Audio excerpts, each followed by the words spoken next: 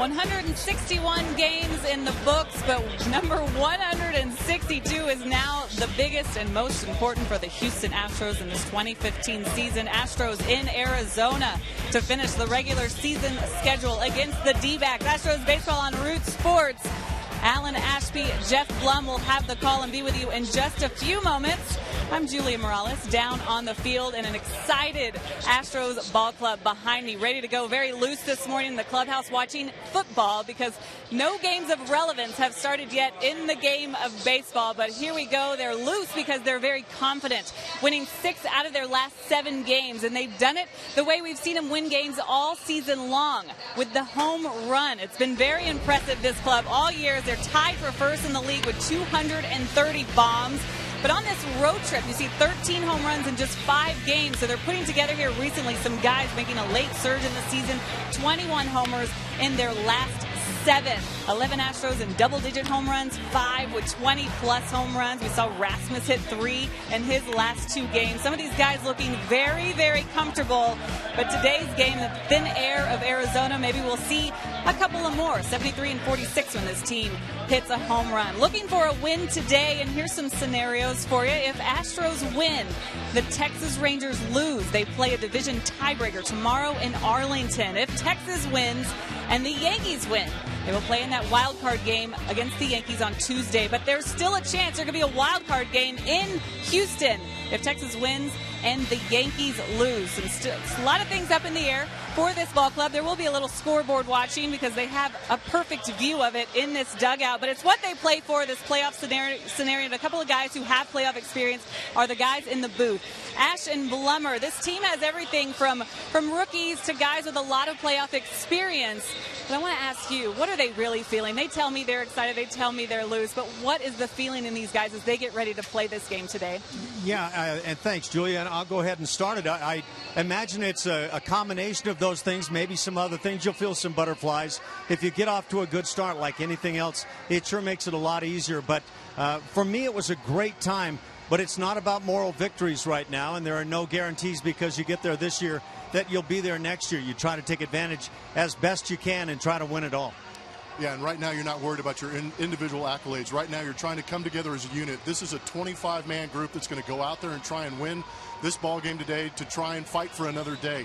And right now we talk about all the time, make them remember your name. The way you make them remember your name, you play in clutch situations, you move on to the playoffs and do some big things. But right now these guys are on the verge of doing something extremely special that hasn't happened in the last decade. Coming up, it's been a youth movement that's powered the Astros all season long, so it's only fitting that their star rookie takes them out with everything on the line. Blummer and I talk Lance McCullers when we return.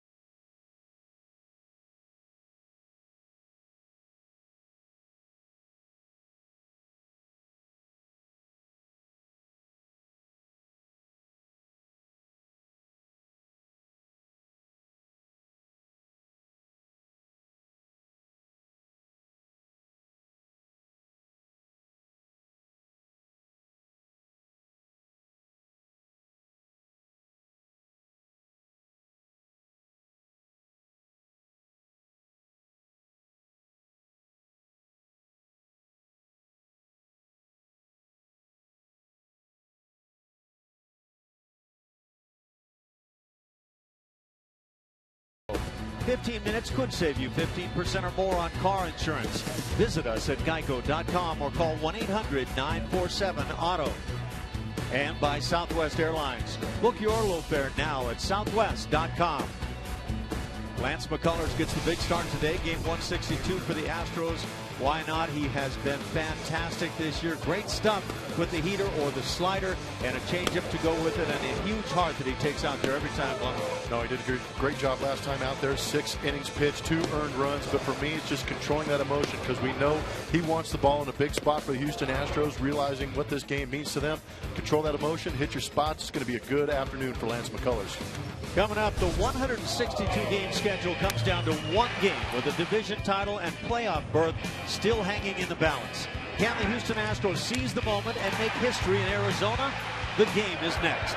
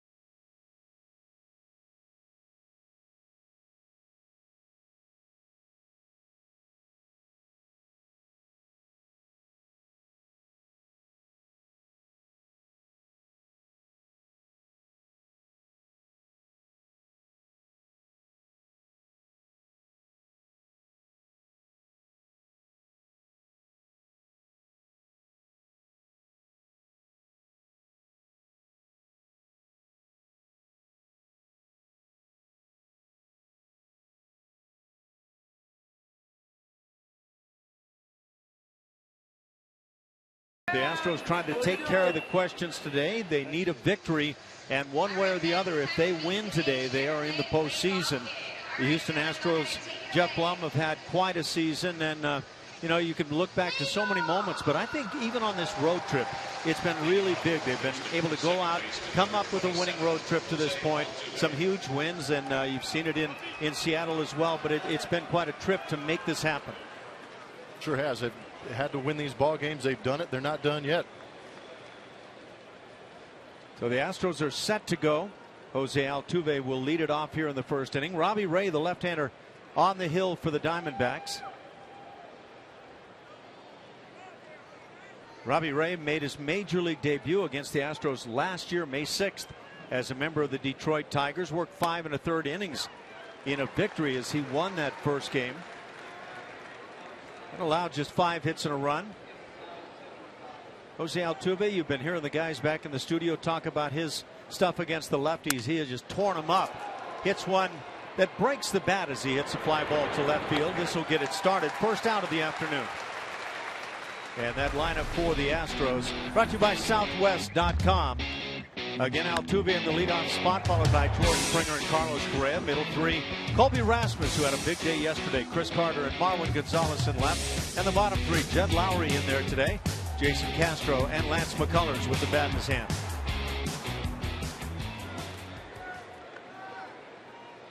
So we're underway as George Springer, who's been swinging the bat so well, swings through the first pitch. George has hit in 4 consecutive.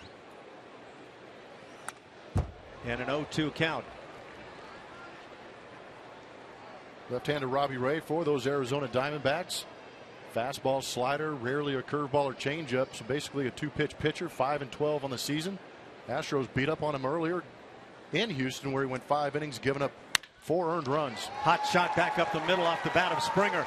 He's at it once again and digging towards second base. And the speed and hustle will earn him a double. The Astros now with a man in scoring position as George Springer hits a ground ball up the middle and gets a double out of it. Take a look at where that pitch was in our strike zone, brought to you by MD Anderson. Just a firmly hit ground ball right back up the middle. You see what George sees, wide open spaces up the middle, and with the center fielder playing towards that right center field side, Springer in his speed decided to take advantage of it, put himself in scoring position with those legs. Play with that aggression. Beautiful. Double number 18 for George.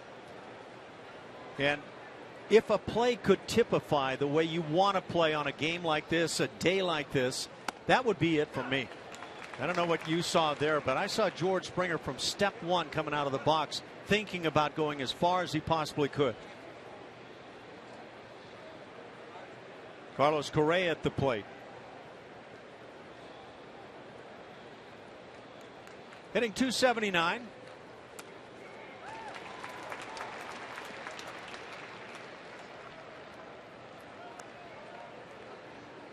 Oh, and 2 the count on Carlos. Correa went 0 for 4 in yesterday's game. Drove in a run with a sac fly, struck out a couple of times. He had 3 hits in the opener here in Arizona, went 3 for 4, scored 4 runs, and drove in 4 in that game. It's been kind of back and forth, but 5 RBIs in the series for Carlos. And a line drive, but at the third baseman Lamb. Right off the end of the bat. That's 2 outs as it brings up Colby Rasmus. Defense for the Arizona Diamondbacks here at Chase Field on this 162. Phil Gosselin on the left, A.J. Pollock in center, Socrates Brito in right, Jake Lamb, Chris Owings on the left, Aaron Hill and Paul Goldschmidt, the veterans on the right side. Jared Saltalamacchia gets to start with Robbie Ray this afternoon. There's a guy who had a mighty big day yesterday. Colby Rasmus, 3 for 4, 2 home runs in that game, both solo jobs. And batting in the cleanup spot against the lefty. Take a look at those long balls. A couple of breaking balls too. Colby said that he was in a good spot working on some things, keeping those hands back, and he got a couple of breaking balls up out over the plate. Just does a good job of keeping those hands back. That one right there is probably why he's in that lineup today. Left on left bomb. 3 consecutive multiple hit games for Colby. Falls behind in the count, 0-2. And you can see Robbie Ray has very good stuff. 94-95 here this afternoon on the heater. 25 huge home runs for Colby. And when you take a look back at big moments for the Astros this year, Rasmus involved in a number of them. Over the last 4 ball games, he's pushed his batting average from .230 on up to the present .240.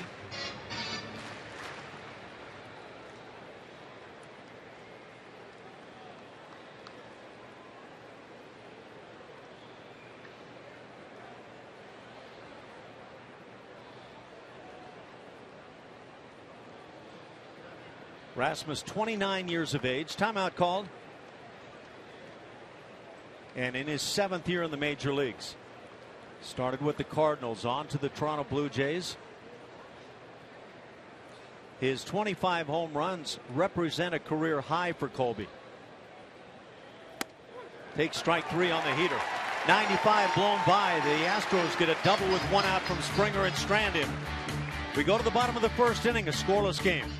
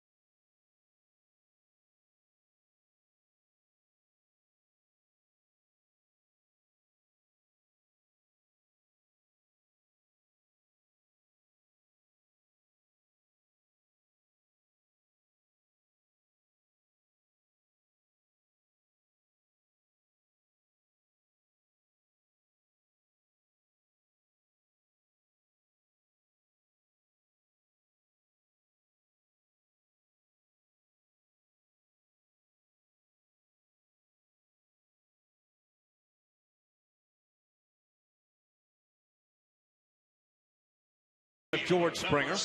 And now for the Arizona Diamondbacks. They line them up with Socrates Brito in the top spot, followed by Phil Gosselin and A.J. Pollock. In the middle, it's Paul Goldschmidt, Jared Saltalamacchia, and Aaron Hill. In the bottom three, Jake Lamb, Chris Owings, and Robbie Ray. Lance McCullers going for those Houston Astros. Rookie right-hander finding himself pitching the biggest game of the season for the Houston Astros, making his 22nd start. 123 strikeouts. Last time out against Seattle, pitched extremely well. Electric fastball, slider, occasional changeup. That's a good start. And so the first pitch right there at 94. A couple of guys throwing hard this afternoon. Socrates Brito in just 18 games hitting .345. And there is quick news out of Arlington, Texas, as the fly ball goes to left field.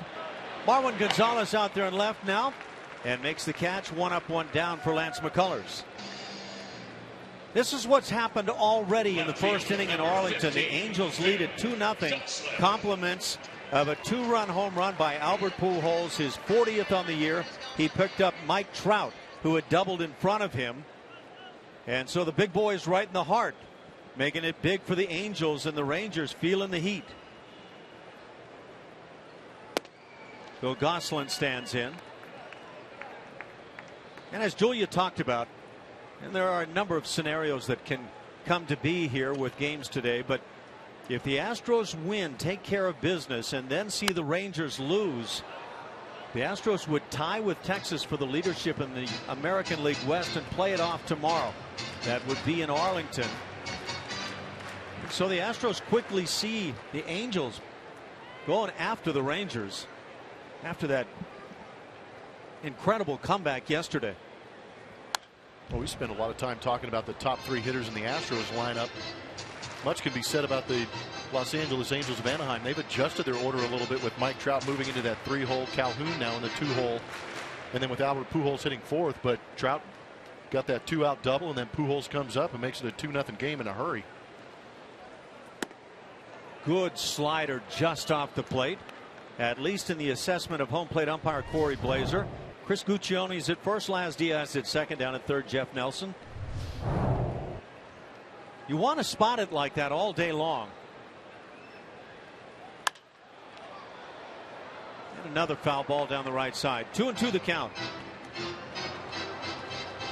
A lot on the line, but knowing what you know about Lance McCullers, any reservations?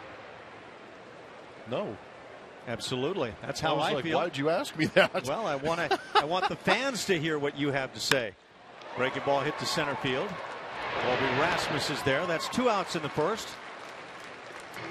Take a look at the defense for the Houston Astros. We just saw Colby Rasmus out there in center field with that catch. Side on side of him is Marwin Gonzalez and George Springer.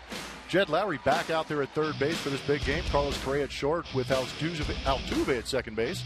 Chris Carter, of course, at first base, and Jason Castro is looking forward to this day as behind home plate with Lance McCullers.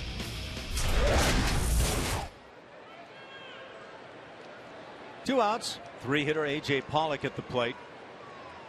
Hitting .313 with 19 home runs, driving in 75, playing a great center field, and along with all of that, scoring 109 runs for the Diamondbacks.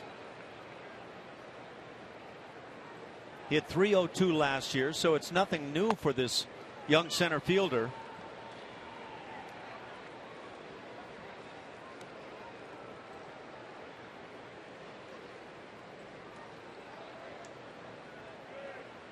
On base percentage is a very good one. .365 on his season.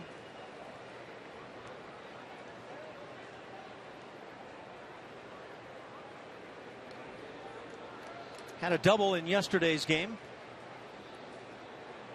Has hit in 3 straight, 4 of his last 5. Crushes one to center field.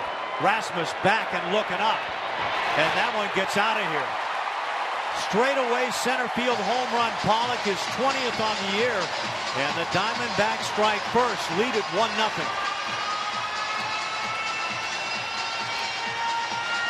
And location's a key for Lance McCullers.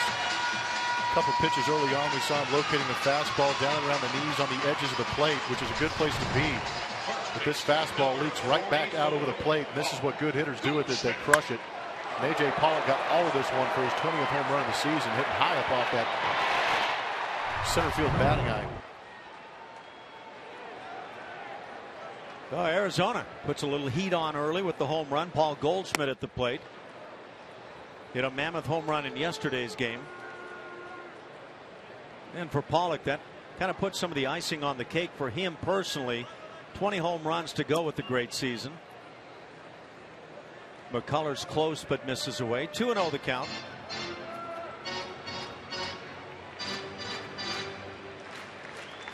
Paul Goldschmidt really doesn't need much more icing on his season.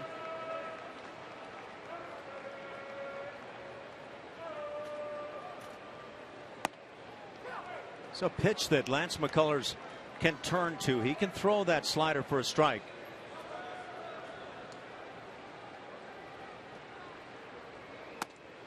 Back to the breaking ball. It's 3-1.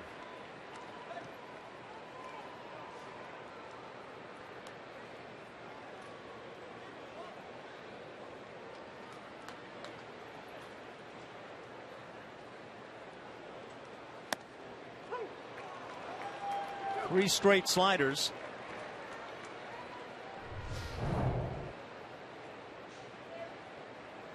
And right there on the outside edge. Threw that thing hard. Goldschmidt has hit in 5 straight. Comes right back to the slider. Springer down the right field corner and makes the catch, and that'll do it. But the Diamondbacks with a run on the home run by Pollock, his 20th. After one, it's 1-0 Arizona.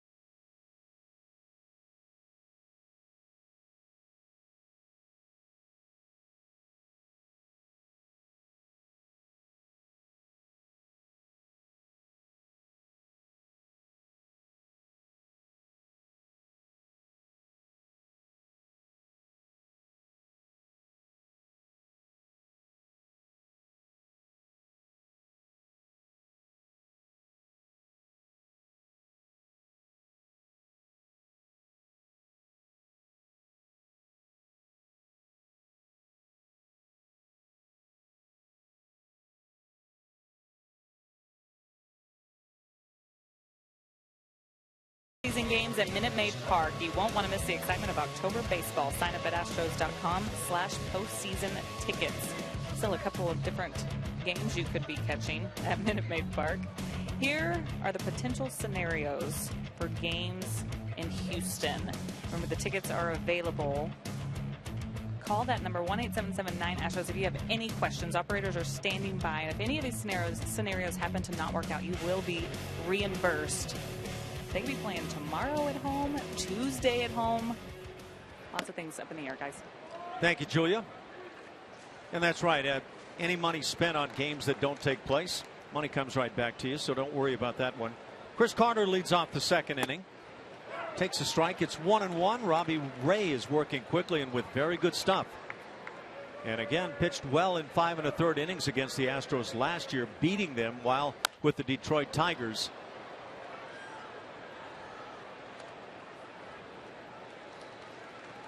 Chris Carter hitting 199, got to 200 yesterday.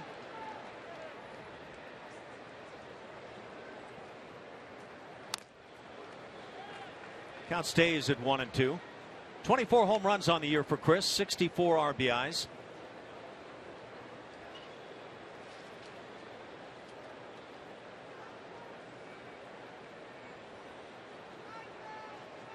Picked up 17 doubles along the way. Chops it foul off that lead foot.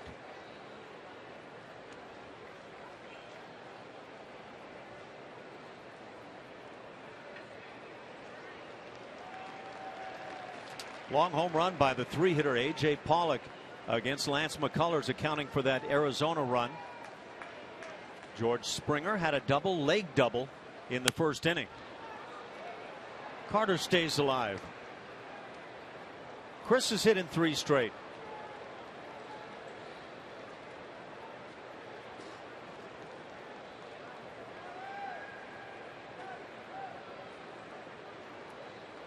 Carter, one of the cast of 11 on the Astros, having hit home runs multiple times, or over 10 times double digits this year. Of course, Carter had 37 home runs last year, 29 the year before that.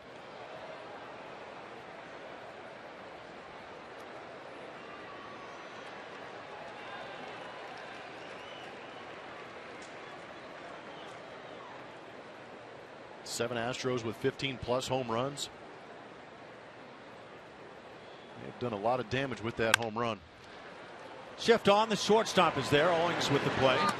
Out number 1 here in the second inning.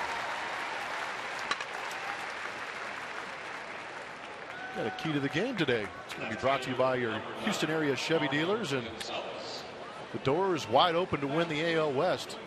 We had to alter that one a little bit before. It was just to get in the playoffs, but now they actually have a chance to win this game outright, have the Angels help them out a little bit, and win that division title. You can hang that banner out there at Minute Maid Park. That would be a special moment to have a chance to play for that.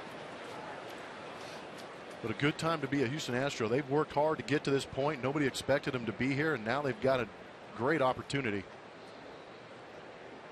Marwin Gonzalez stands in. Gets that start against the left-hander, swinging it so well and dangerously from the right side. Rocking the eye black for the indoor game today. Mighty bright lights here indoor.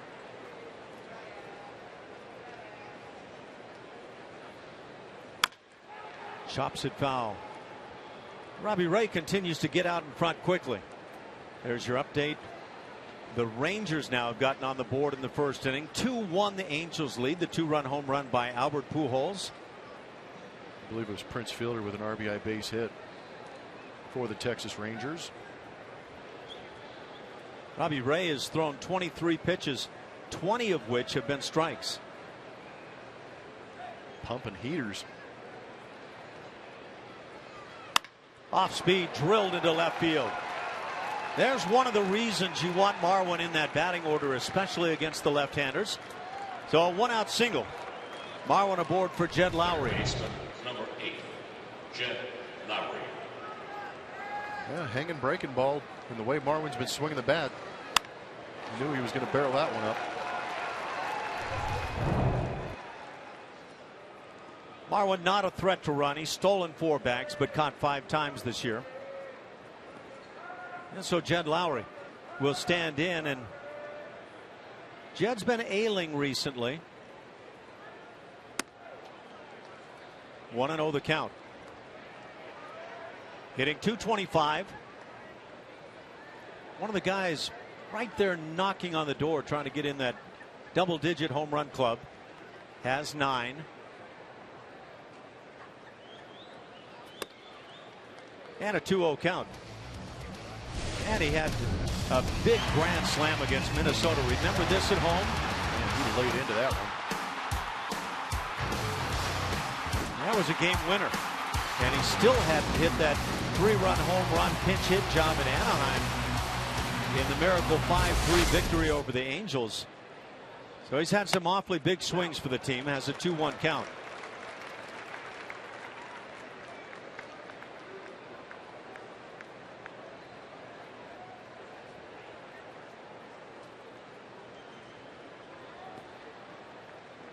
Appeared in yesterday's game, drew a couple of walks and scored a run.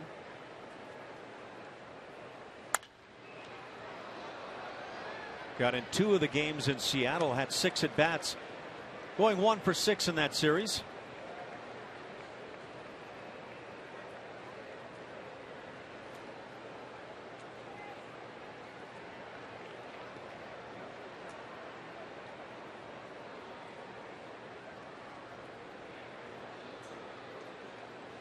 Ray just steps off and flips to first base.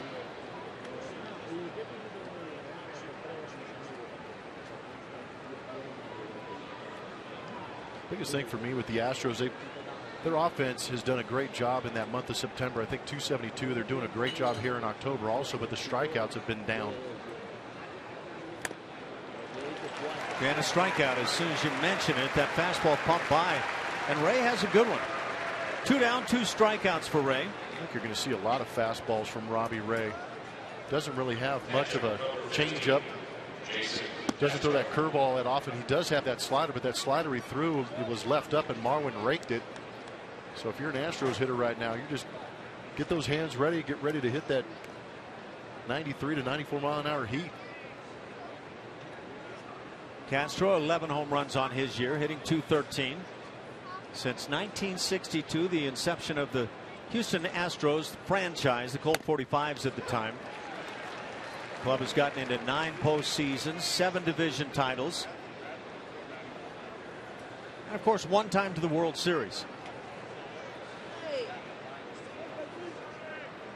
And that was 2005. That's the last postseason appearance for the Astros. Quickly 0-2 as Ray gets in front. Texas Rangers start the day 87-74. 1 game in front of the Astros at 86-75. Take a look at the Yankees because they're still in the picture in what the Astros are looking at. And the Yankees, who are coming apart at the seams right now, trail the Orioles 2-0. With a win today, a loss for the Yankees, the Astros would have the very same record as the Yankees, who were about a week ago presumed to be the first wild card from the American League. May not turn out that way. Toma, coño. Good grief. ¿Te la va a robar, sí o no? Diamondbacks are 78-83. A.J. Hinch just keeping it cool as much as possible. Allowing the guys to have fun and all the while stay intense and play one day at a time. Breaking ball stays up and in. It's 1-2 on Jason.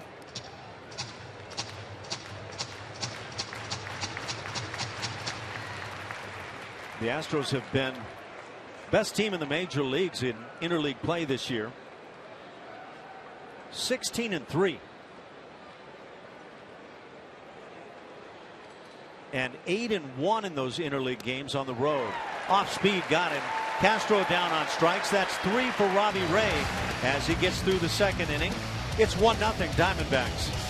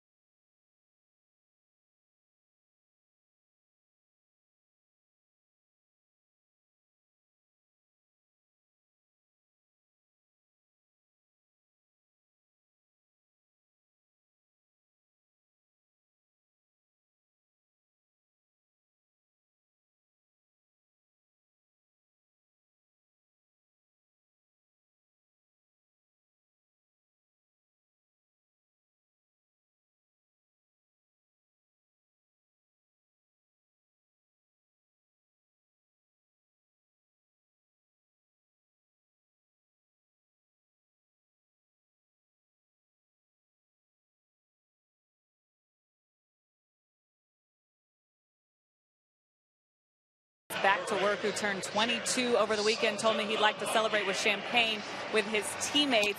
And the start for him today wasn't announced until yesterday, but he was told and has been prepping for it ever since. On the off day here in Arizona, he actually threw at a wall in his hotel room that he covered with pillows in order to keep the arm moving, feeling loose. They do the strangest things, guys. I never know what they're going to tell me. But as far as Lance today, the key for him was just to keep the emotions under control. He's a guy that gets amped up. We've seen it all year long.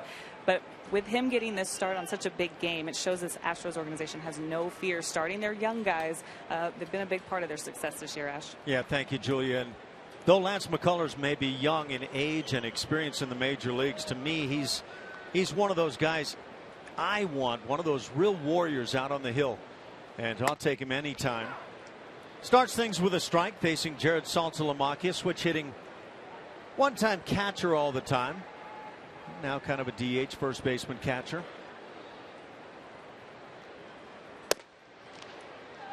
.94 out of that right arm from McCullers. It looked like it cut a little bit too. Are there really enough pillows in that hotel to knock down a McCullers fastball? You know how that morning was supposed to go? Steve Sparks was going to go out and play catch. McCullers had set it up. I want to play catch tomorrow. I like to throw on these particular days. And so that's how that was going to go. It didn't wind up working out. So pillows came out. You're putting this on Sparky. It was actually McCullers mandating that setup. But way to go, Steve. Of course, there was an all-important golf game to be had that day. Is it too hot for Sparky to go out and play catch? Never too hot for Steve Sparks. 2-2 the count. 95 pumped through.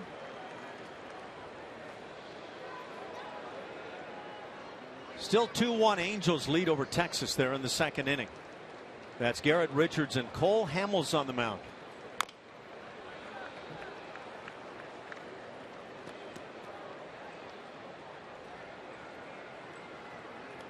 Albert Pujols a 2-run home run, scoring Mike Trout, and Prince Fielder singled to drive in Delino DeShields. Got him looking on the breaking ball. First strikeout for Lance McCullers. Out number one, it brings up Aaron Hill. That whole sequence for me was pretty nasty. Fastballs 94, 95, and then just a backdoor breaking ball right on the edge. Perfectly placed.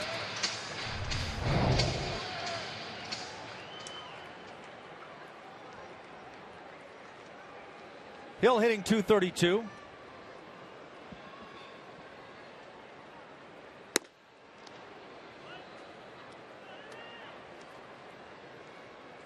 Pretty much utility now with the Arizona Diamondbacks. He's 33 years of age.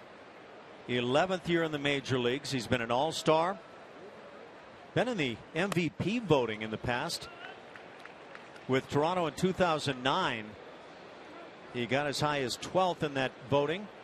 Picked up a Silver Slugger award a couple of times. Got one of those in 2012 as a member of the Diamondbacks. McCullers close but missing. It's 3-0. 22nd start on the year for Lance. And his 8th now since being recalled after that stint to the minor leagues to just rest the arm. And a strike on the outside edge. A little generous on that 3-0 count. Lance will take it. It's amazing how pitchers can go from what Lance McCullers did to Saltalamacchia and then fall behind 3-0 instantly to Aaron Hill. Yikes. Aaron Hill beats himself up.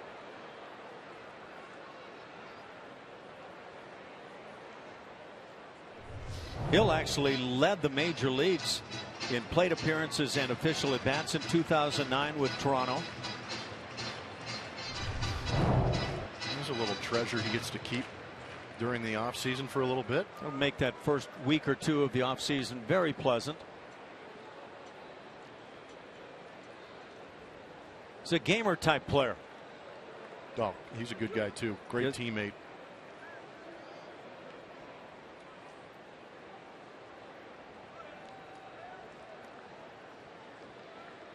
McCullers shakes off a sign.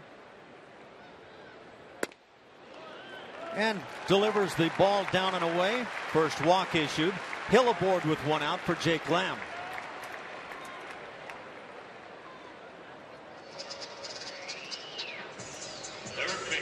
Just a little talk between Castro and McCullers, calm him down a little bit. Might have something to do with what you talked about, him shaking off that 3-2 pitch, going to the fastball. Maybe Castro's saying, hey, have a little faith in me. I believe in your slider right now. Update on that Yankees game now. It's 2-1. The Orioles lead it, bottom of the second inning. Yankees lost a doubleheader yesterday.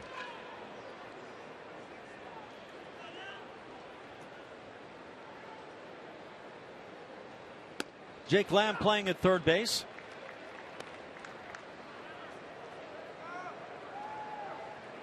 A lot of times on that final day of the season, you'll see teams almost mandating guys to swing at the first strike they see or anything close. But with the implications on today's game, I imagine it's not like that at all for the Diamondbacks today. Certainly not for the Astros. Slider induces a poor swing. 0-2 the count. Yeah, we've always talked about how important each AB is for a hitter. And granted, you go into these games at 162 and you realize you've got no shot. The Diamondbacks actually have an opportunity to have an effect on what happens as far as wild card division races and things like that. So maybe there's a little extra incentive, but typically if you weren't swinging at the first pitch, you were getting an earful from somebody in the dugout. That slider got him looking. So a couple of very effective sliders from McCullers. Strikes out Lamb, second strikeout of the inning. And now 2 outs with Hill still at first base. Chris Owings will stand in. That's been Lance's best pitch so far early on.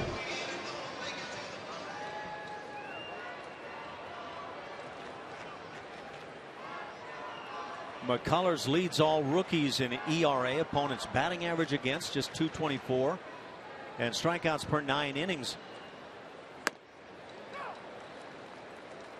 So you can talk about the numbers for the rookies, but Lance McCullers has put up numbers that fare very well amongst all pitchers in the American League.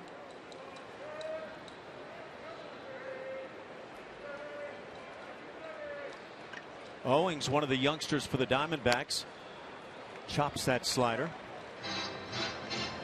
Good hard one. That one coming in at 84 miles an hour from Lance McCullers, so showing a good mix.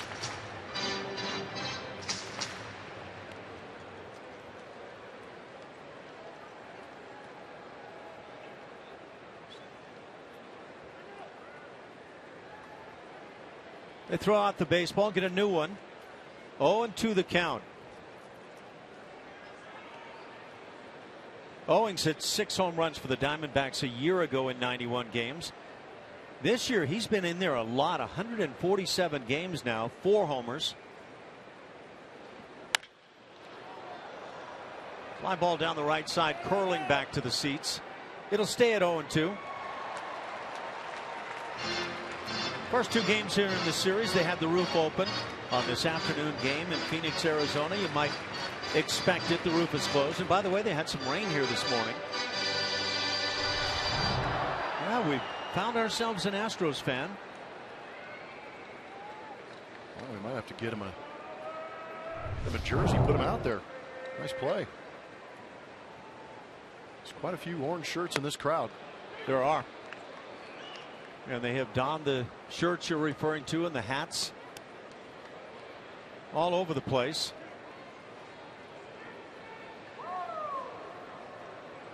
Young and a little less young, and doesn't really matter. Had 2 very good crowds in the series. A little less here this afternoon.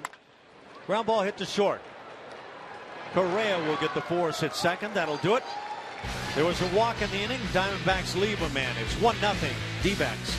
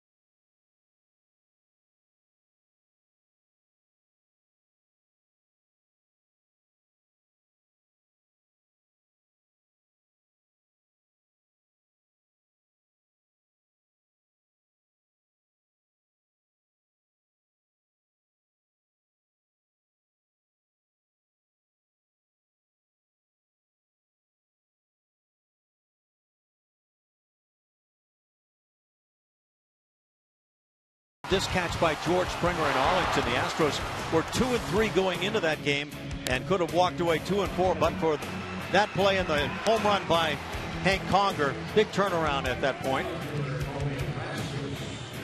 A lot of big plays throughout the course of the season. That was definitely one of them early in the season to get them launched into first place for a very long time. You never know how a game like that, the 5th of the season, impacts your year. But again, they walk away 3-3. They take 2 out of 3 from the Rangers in that series, and it could have been very different. Lance McCullers swings it from the left side. Takes a strike from the lefty Robbie Ray. Maybe not an advantage here for Lance. Ray has a very nice pace working it. He has struck out 3 along the way. The Astros have a couple of hits. George Springer with a double, and Marwin Gonzalez has a single. Little chopper to second. First out of the inning. Lance McCullers shows that he can swing it a bit. I don't think there's a motor in him that knows how to slow down. He was hustling down to first. Get that veteran status. He'll learn how to break it down. You know what? I'll take it just the way it is. I like seeing that. I don't like seeing pitchers try and sprint. I've seen way too many things go wrong. Yeah, does happen. Jose Altuve at the plate. Broke his bat as he flied out to left field in the first inning. Had a pretty good long ball trajectory on that fly out. And he's hit 15 home runs on the season. Hitting .311, 3 hits shy of 200. Loops one down the right field side, coming on hard. Brito won't get there. There's number 198, a 1-out single in the 3rd inning. That'll bring up George Springer. Right fielder George Little slider blows himself up. You could see that stride going right towards home plate. Locked his front side up a little bit, but able to fight it off in Altuve fashion and just drop it right in front of a position player. His 38 stolen bases lead the American League. He's been caught 13 times. George Springer just swinging a sizzling bat. Doubled in the first. And takes a strike. George now hitting .275.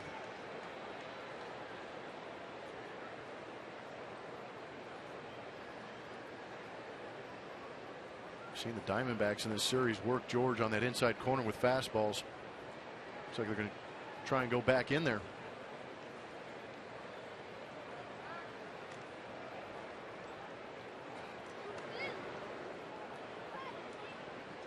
If Altuve can get a read on that move from the lefty.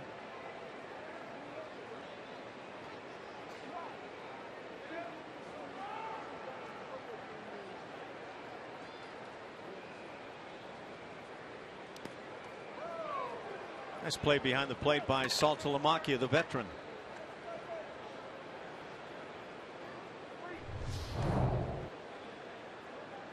Five consecutive multi-hit games for George coming into play today. And 11 hits in that span. Had a 3-hit game against Seattle in the second game. The one game the Astros have lost on this trip.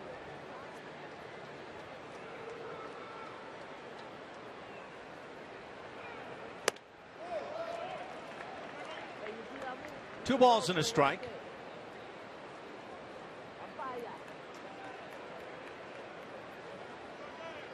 Springer's batting average went down to .260 on September 27th after an 0-for-4 against the Texas Rangers. But as we say now with the hit today, .275. So that average has really jumped. And now 3-1. Good time to be George Springer. Swinging a hot bat, worked himself into a 3-1 count. Got a runner on. Robbie Ray's been locating his fastball, slider not so much. See if he challenges him. Springer has a home run in the series in game 1. Rushes one on a line, center field. Going back and not able to get there is Pollock. Altuve to third, being waved home. Here comes Altuve. The throw is cut off, and they've got Springer hung up as Altuve has scored. And now they will tag George out. But an RBI double gets the Astros even at 1.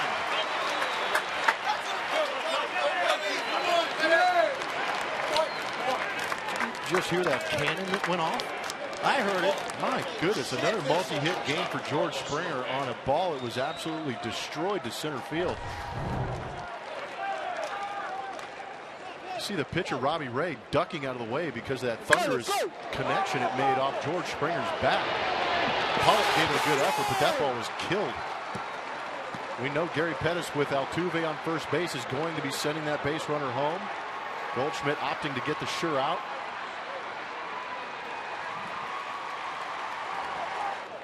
Somebody's locked in. Yes, he is. That's 6 consecutive multi-hit games now for George. And that's a big one to get back even here. Kind of be able to take a breath and start getting your good cuts. Carlos Correa trying to loosen up that swing of his. He was loose in the first game of that series, much like the rest of the Astros when they scored 21. Well, I know you and I were both kind of on that train of thought saying when George Springer gets hot, he can take this club a long way right with him. Correa's down on strikes. Number 4 for Robbie Ray, but the Astros get back even with a run on a couple of hits here in this 3rd inning.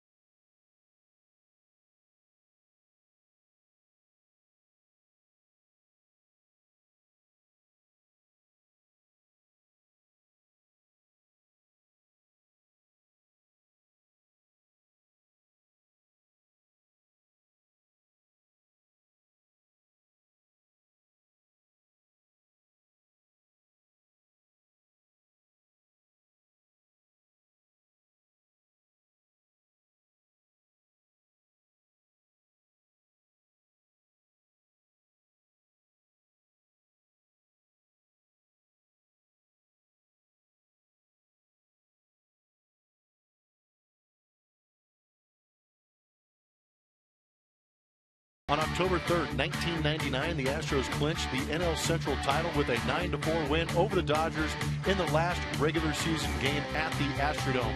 Mike Hampton wins his club record 22nd game as the Astros take their 3rd consecutive division crown.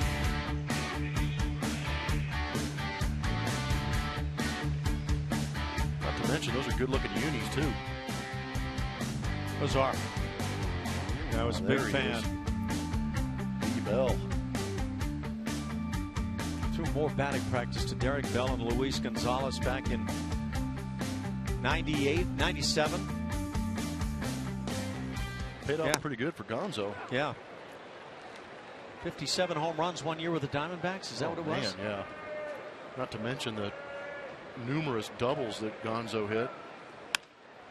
Lance McCullers works it to Robbie Ray, the pitcher for the D-backs. McCullers quickly in front, 0-2. So George Springer is swinging it extremely well. Has the Astros even at a run apiece. Strikeout from McCullers, pitch in the dirt, so Castro throws on down to first. Strikeout number 3 now for Lance. Right field, Socrates Brito. Back to the top with Socrates Brito. Socrates isn't about to give Robbie Ray a chance to breathe, is he? He's ready to dig in and go. Get in there and swing it. You know, we talked about it yesterday. I think it's time to really work this guy in. He hit it to left field again as he started the game today, but he can drive the ball to left. They go right back away. Pop up on the left side. Correa staggering and now called off as Marwin makes the play. Out number 2. When I talk about Burrito digging in a little bit early in the National League, usually that leadoff hitter after the game starts and the pitcher has to take a jog down to first, usually takes their time getting into the box, allowing the pitcher to get into the dugout to get a little extra time to rest and relax before heading back out there. And then Burrito goes and swings at the first pitch.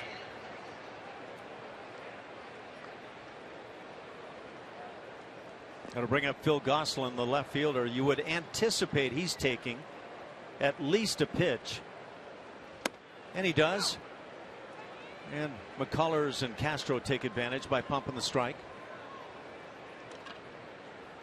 Still 2-1 in Arlington. Angels lead over the Texas Rangers there in the 3rd inning.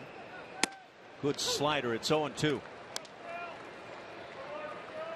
How about MLB starting all these games at the same time? It's good. It's kind of cool. Yeah. You're going to burn out your remote watching some of these games. See where that slider started at that apex, that high point, and dropped it right down in there.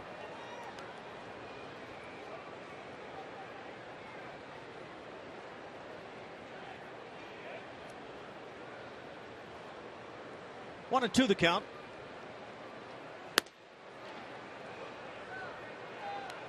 It's an ideal slider when you're ahead in the count as a pitcher. In this case, Gosselin able to lay off.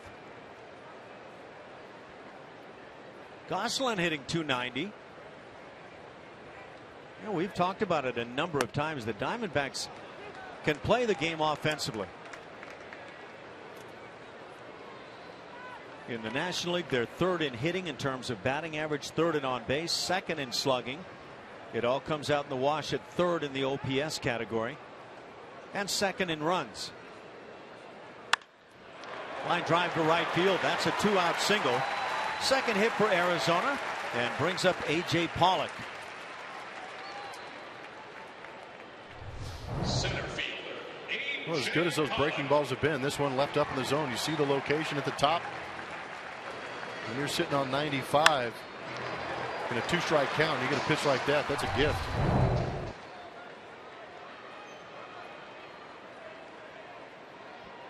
It was A.J. Pollock in the 1st inning with 2 outs and the bases empty, launching one to center field, his 20th home run of the year.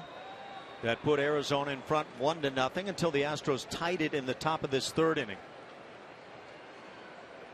George Springer with his 2nd double on the game, and plating Jose Altuve. And there's a base hit into right center field. Rasmus has to cut it off and better get it back in quickly. Altuve will be able to freeze Gosselin at 3rd base. So Pollock has a home run and a single, and the Diamondbacks have runners at the corners. 2 outs for Paul Goldschmidt. Another breaking ball up.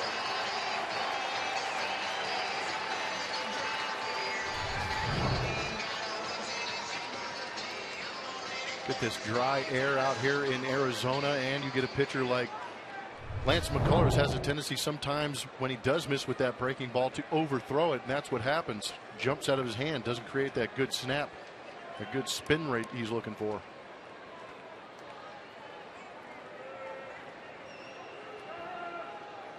You see the numbers on Goldschmidt. He is simply one of the game's best. 32 home runs. Hit number 32 in last night's game.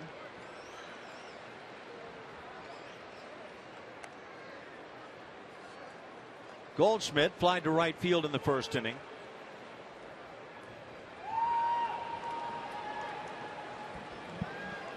Pretty interesting right here. Goldschmidt at the plate, 2 runners on, obviously MVP numbers year in, year out, and then you have Jared Saltalamacchia on deck. Do you treat second base as that open base? I faced that many times as a catcher, and in my days, the schooling of the managers and coaches was no, but I felt otherwise. I felt like as long as you had a base to play with, you could go with your best stuff on hitters, and didn't always make things easy for me with managers. But in terms of the pitching staff, I think there were many times that it played on the positive side. I think for me, what you try to stay away from is the big swing.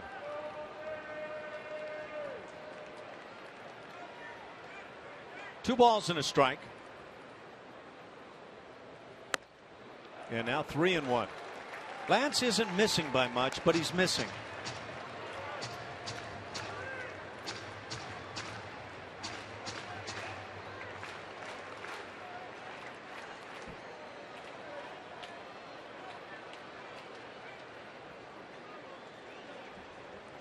McCullers, second youngest pitcher in the major leagues of the starters. And there is the walk, so that'll load him up for Saltalamacchia, who struck out looking in the second.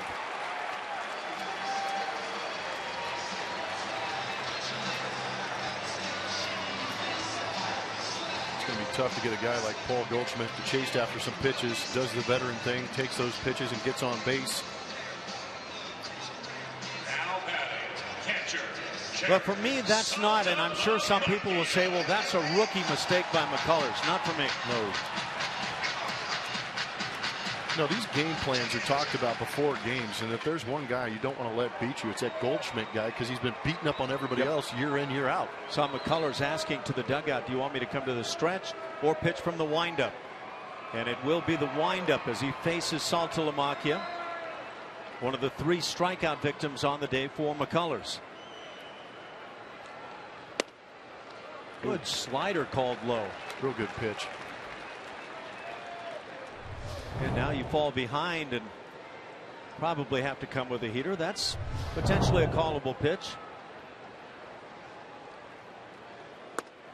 Ooh, a little cut heater. Yeah, we've seen a couple pitches. I didn't want to say anything because I wanted to see some more pitches, but there have been a couple pitches out of Lance's hand that have cut. Watch, this one just took off. Watch Castro. He's set on the other side of the plate, and that was a surprise to Castro. You can almost see it on the rotation there.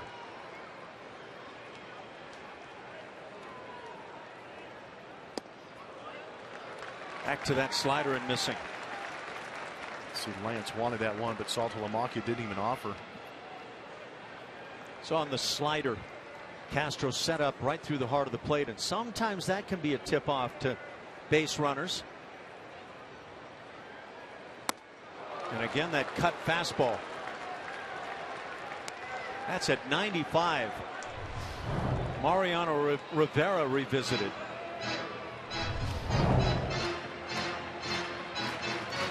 Two and two in a big moment for Lance and for the Astros. 1-1 here in the 3rd inning.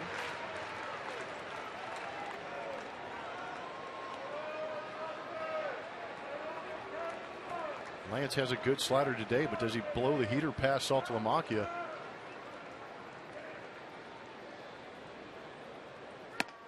Got him on the slider. Second time today, Saltalamacchia caught looking on that pitch. And McCullers gets out of the 3rd inning as the Diamondbacks lead the bases loaded. We've played 3. We're tied at 1.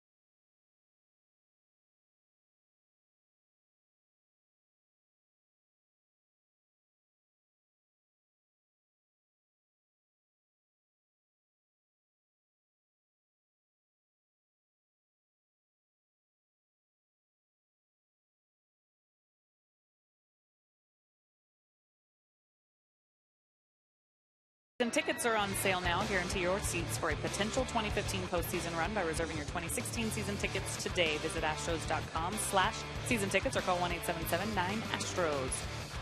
Got a chance to catch up with Colby Rasmus after last night's game. Of course, he's feeling really good. We've seen a lot of extra base hits from him, the homers, 3 in his last 2 games. He said it feels great to be able to contribute at this point of the season, but a lot of mechanical adjustments he made here recently that's been working out for him, guys. Thanks, Julia. Yeah, and if that's shown in yesterday's performance, clearly those are working. A couple of home runs for Colby. Well, for me, it's Colby's bat isn't sticking straight up in the air, up out over the plate. He's laying that bat flat on his shoulder. That's something he wasn't doing early in the year.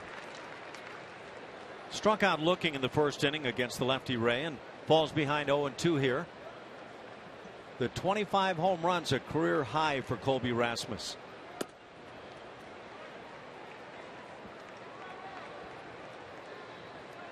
Watched him a couple of years in Toronto, and he had a variety of batting stances. But when it's all said and done, he hits with power and plays great defense. Ray finds the outside corner. Rasmus caught looking for the second time. That's 5 strikeouts for the lefty Robbie Ray. Both times he's been caught on fastballs away. This one off the plate, and he has a pretty good reason to ask home plate umpire where that was.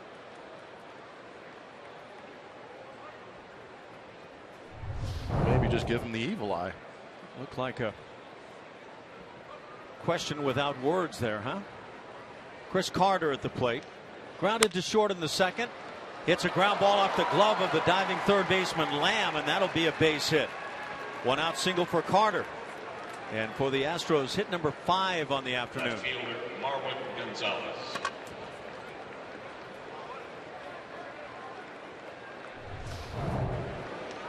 Aggressive early on that fastball. We talked about how Robbie Ray, and you saw the numbers there, right around 72% fastball. So get it ready. If you get a fastball in the zone, turn on it. Chris Carter did. Back off the interstate. And now Marwin Gonzalez, who's 1 for 1.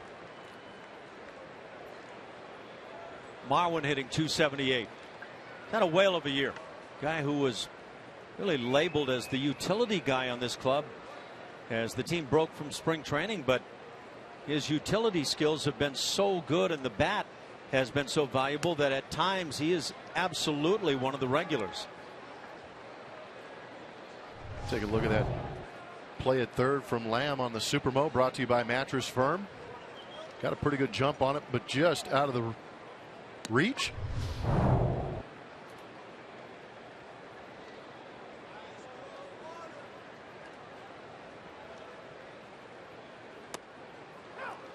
Ray finds the inside corner.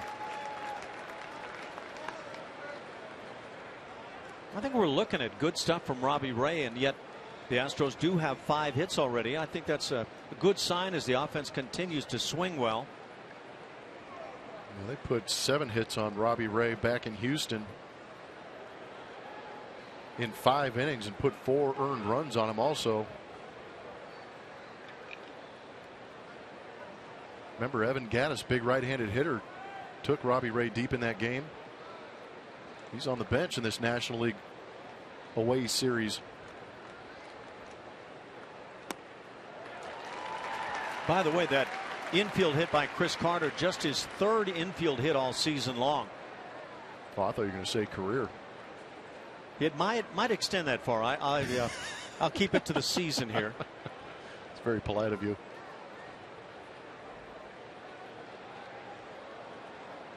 They are still hanging in the 3rd inning in Arlington, 2-1 Angels.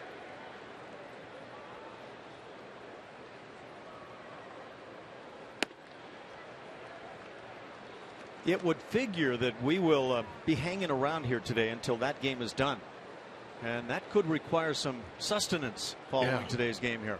The way the Rangers and Angels go through their player personnel, especially the bullpens. 9 pitchers apiece used in yesterday's game, I believe. Yep. 4-hour, 9-inning game.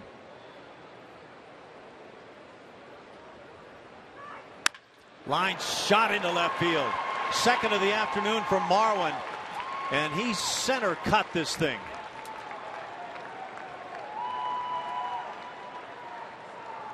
line drive hitter. If he was a home run hitter, try and get a little trajectory on this, because this ball jumps off his bat.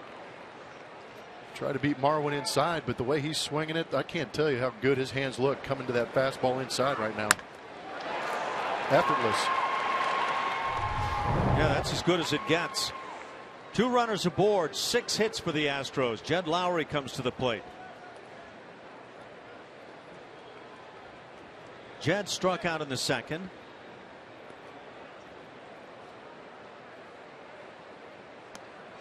They have now moved to the 4th inning in Arlington.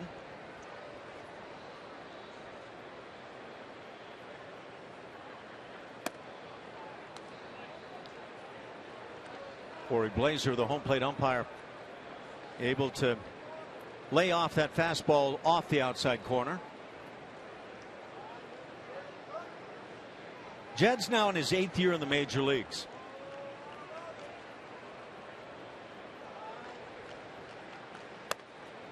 Yeah, 2-0 the count.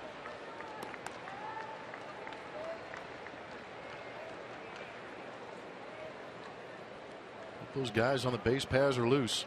2-0 count. Robbie Ray throwing a lot of fastballs. Jed Lowry, good contact hitter. If you're Jed Lowry and you're batting right-handed against Ray, and you realize Jason Castro and Lance McCullers follow, this is probably where you really say, anything that I can handle, tee it up. Be aggressive, yeah. And I think you have to be aware of where you are in the order and how it stacks up with the opposing pitching. And that could be some of the comment right here from Saltalamacchia.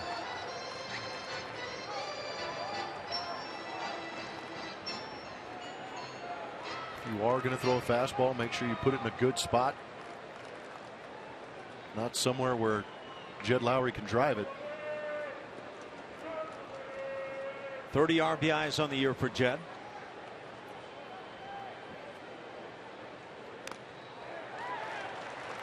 And he does come off after the off speed. And I wonder if Saltalamacchia might not have been just dead on that point. No, I think the pitch proves your point. Saltalamacchia, like a man, takes that one on the unpadded region of the left thigh. Unartificially padded. Now 2-2 on Jed.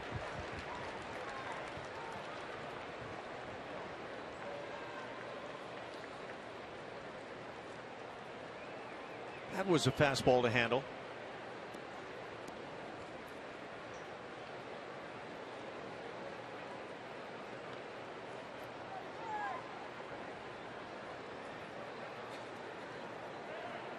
Lowry's hit .276 against left-hand pitching, and he's been much better this year against the lefties than the righties. Against right-handers, hitting just .207. 5 of his 9 home runs have come from that side, but he's had almost 3 times the number of plate appearances batting left-handed.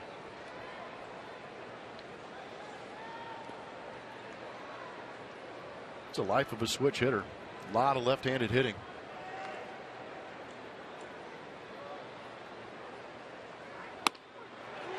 Strike 3 taken. I'm not sure those are strikes. Saw Colby Rasmus on the same side of the plate get punched out on a fastball off the edge of the plate. See where this one is. Same spot. So Corey Blazer a little generous on the edges for Robbie Ray in this inning. That's 6 strikeouts now for Ray. A costly second out as it brings up Jason Castro.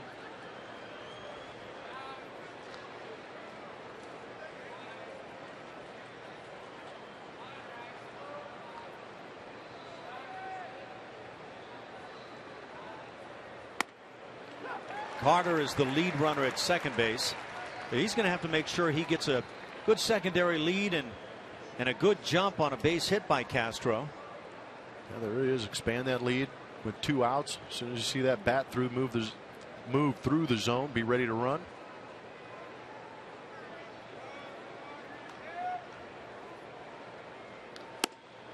Oh, 0-2. Jason's driven in 31 this year.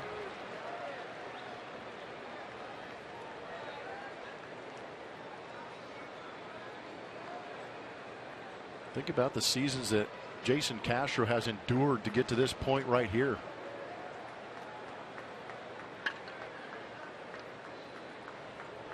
And all the more reason to cherish what's going on for the moment. But Castro down on strikes. 3 in the inning for Robbie Ray. Around a couple of hits by Carter and Marwin. It's still 1-1.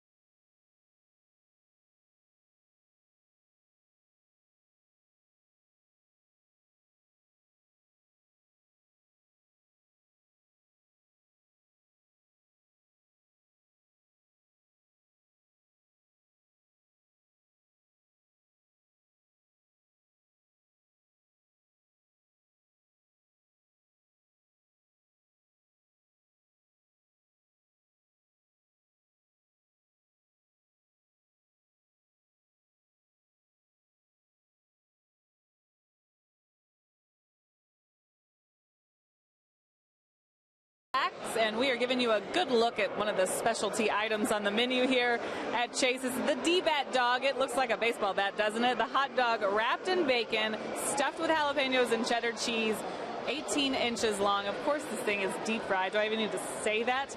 Guys, you got one coming your way. Good luck.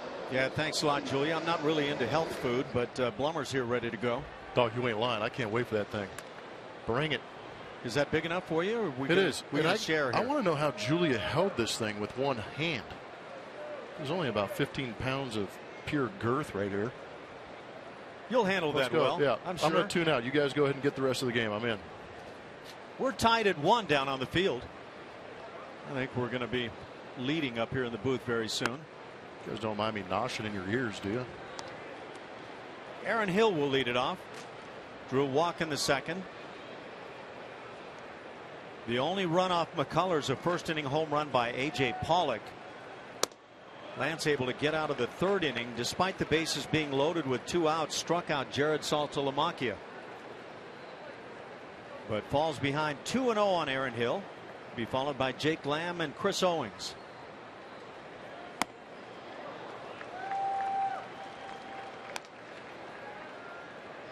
I don't know if that little cut job is by design today, but it sure is happening.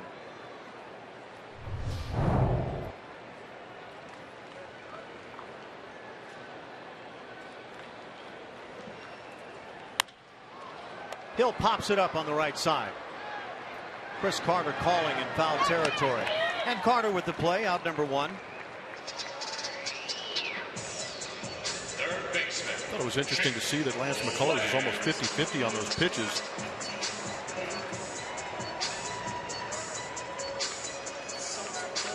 Between that fastball and slider. I know he's got a good one today. He's got a couple of punch outs on that slider. But that fastball early on sets up that breaking ball later in the AB. I thought that last outing for Lance against Seattle, part of a victory that Lance picked up. We saw a lot of the slider. Carter feeds on to McCullers, who stumbles over the bag and now looks like he might have hurt himself a bit. That's a play that, for me, I'd rather see Carter aggressively go after the bag himself. Yeah, I don't think he's hurt. I think he's just mad at himself for not making that play.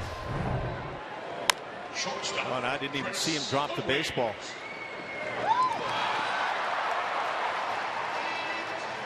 Yeah, just took his eye off the ball to touch the bag, and that's when it led to the clank. And Hopefully just a minor slip up in this game. He's been pitching great up to this point.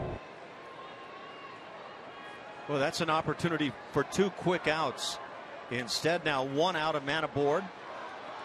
And again, I'll take that aggressive move at first base. Get to the bag yourself. Get the pitcher out of the play whenever possible. Chris Owings, the 8-hitter at the plate.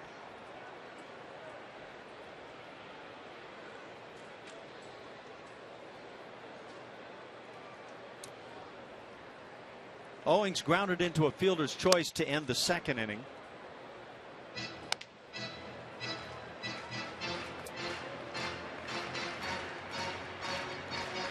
.65 pitches for Lance.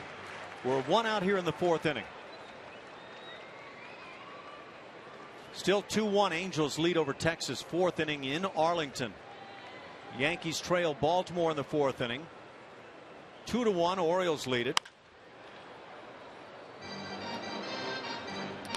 Go back and look at that play that Lance McCullers had on the Supermo. Watch the head. Just took his eye off that ball. It's a tough thing to do to get over there. You'd like to see that ball leading the pitcher and maybe catching it before he gets to the bag so that he can do kind of not simultaneously, but one step at a time, the catch and then the step on the bag. And I think to your point, it was as close to simultaneous as it gets down there. So that's really a tough play for a pitcher. Slider finds the strike zone. 1-2.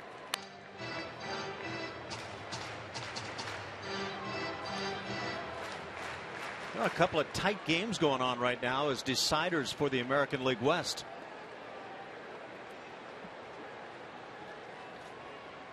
You know, you hear people complaining about playing 162 games. You talk to your friends outside of the game. How in the world do you play that many games? Why do you play that many games? And here we are. Last day of the season, 162 games into the season. And this is the one that counts. Of course, they all counted before, but how often does it really come down to that very last day of the season? Yeah, and a number of scenarios in play here on this final day. National League all decided. Slider got him looking. So Owings is caught. 5 strikeouts from McCullers. That's 2 down now. Lamb still at first base for the pitcher, Robbie Ray. Time now for the Toyota drive to the playoffs. A lot going on. These games being played right now. The Astros have a chance. You see with that 1 game back, if the Rangers lose and the Astros win, to sneak into a tie for that top spot. The Yankees in danger of being tied with the Astros in that top wild card spot also.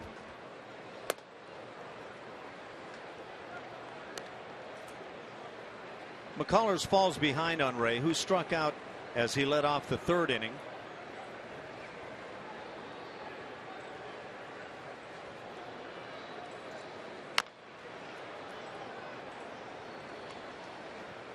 Ball and a strike.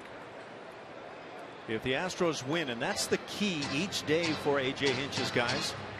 Texas loses, the Astros will play off a tiebreaker with the Rangers tomorrow in Arlington. They would have identical records. If Texas wins and the Yankees win, it's a wild card at the Yankees. That would be Tuesday. Texas wins along with the Astros winning. Well, on and on. And bottom line is keep on winning. And now Robbie Ray slices one down the left field side. Nice play in the corner by Marwin to keep that from going all the way into the corner. It's a double for the pitcher, Robbie Ray, and runners at 2nd and 3rd. And that error on the ground ball hit by Jake Lamb at the moment looks like it could be a certainly very dangerous one. Yeah, with the left-handed pitcher facing Lance McCullers, Jed Lowry is in the right spot, because you don't anticipate a left-handed pitcher pulling Lance McCullers type stuff. But Marwin Gonzalez, you got to give a lot of credit, because he kept this ball in front of him. If that ball sneaks around him, gets into that corner and starts bouncing around a little bit, that's going to lead to a run. So the error in the inning, and now a balk charge to Lance McCullers, and the Diamondbacks take the lead. An error and a balk on Lance McCullers in the inning, and very costly. Yeah, going to bring out A.J. Hinch. Okay, I wasn't sure if he's going to go over and yell at Jeff Nelson for what he saw, but I think he's going out there right now to calm Lance McCullers down. We know he's a highly excitable, high-intensity type guy. But right now, A.J.'s just telling the young man, settle down. You've got good enough stuff. Our offense has been swinging the bats. There's 6 hits on the board. As you get a look at the balk.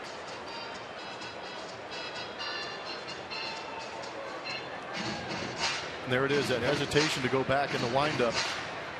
Once you address that rubber, you can't make that herky-jerky motion. And now Socrates Brito at the plate with a man at third base, already a run in. I'll tell you what, from behind it didn't look like much of a balk. It looked like he just took a deep breath. He's got a tendency of rocking there, and that can create some issues. Starts him with the slider for a strike.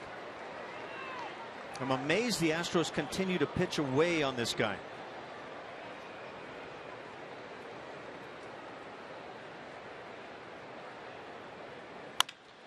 Ground ball to Altuve. This will do it, but the Diamondbacks pick up a very costly run in the inning, unearned. But the D-backs lead it 2-1.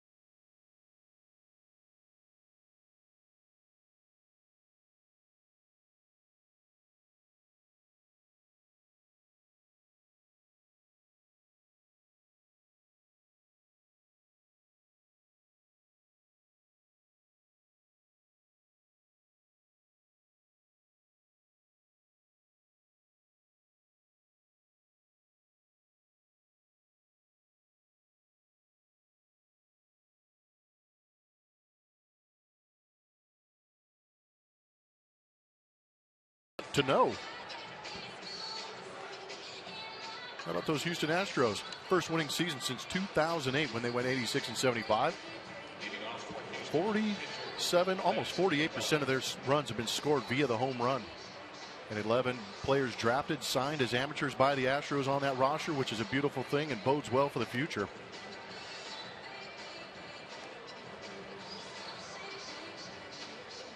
But it's about right now for this club. And Lance McCullers will lead off the 5th inning. The opposing pitcher, Robbie Ray, came up with a key double in the 4th inning after McCullers had committed an error, enabling one more hitter to come to the plate. Ray picked up that double, put a couple of runners in scoring position, and then came the balk charge to McCullers. And that's the difference in the game. 2-1 Arizona.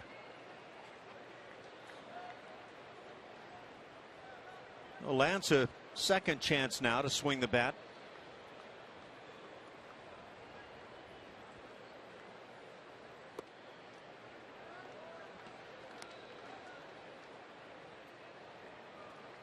He's the first 2 plate appearances in the major leagues for Lance. And the count 2-0. It's not fair. You got to face a guy throwing 95 from the left side.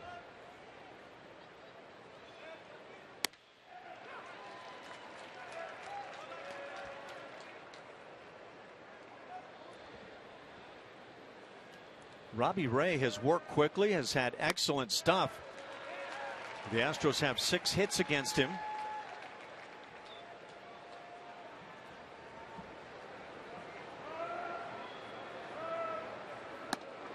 McCullers caught looking. That's 8 strikeouts for Ray. Out number 1 in the 5th. Second baseman, Jose Altuve. Makes you wonder if that at bat was one of those don't swing it at bats. Sure looked like it, didn't it? Not bad, though. Ended up making Robbie Ray throw 5 pitches. Jose Altuve is 1 for 2 on the day. 198 hits on his season. Had a single and scored in the 3rd inning. Scored on that ringing double by George Springer to center field. And his 2nd double of the day.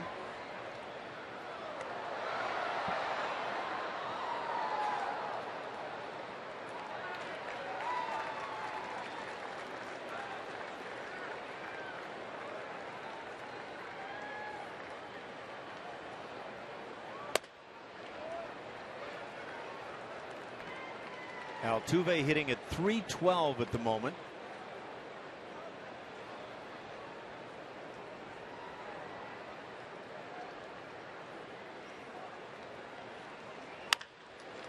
And that's a fair ball. 199 goes down the left field line.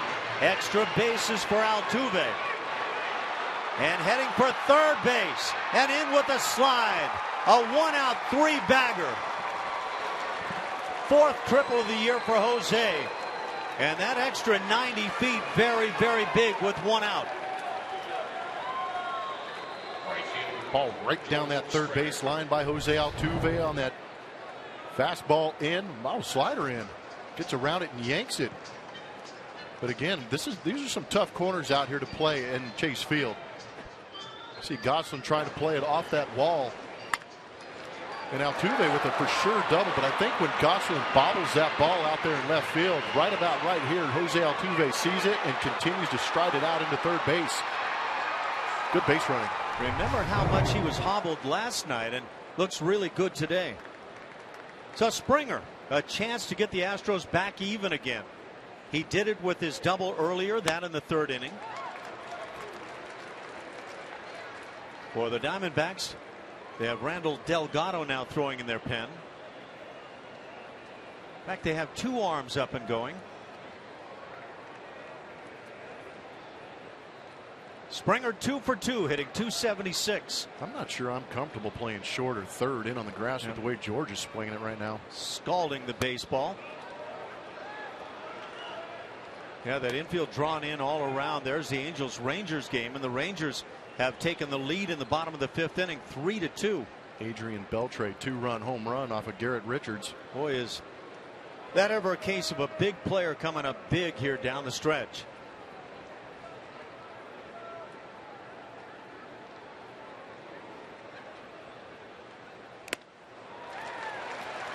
Springer fooled on the off speed. It's 1-2.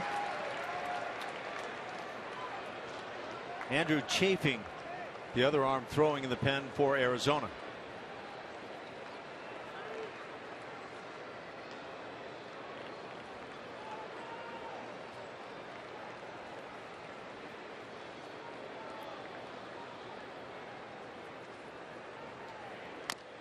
George gets a piece and stays alive.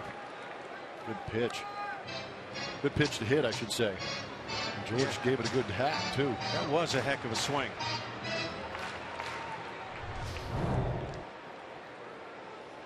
Tell you what, Robbie Ray's glad he's going to get another baseball back and have a chance to get George Springer.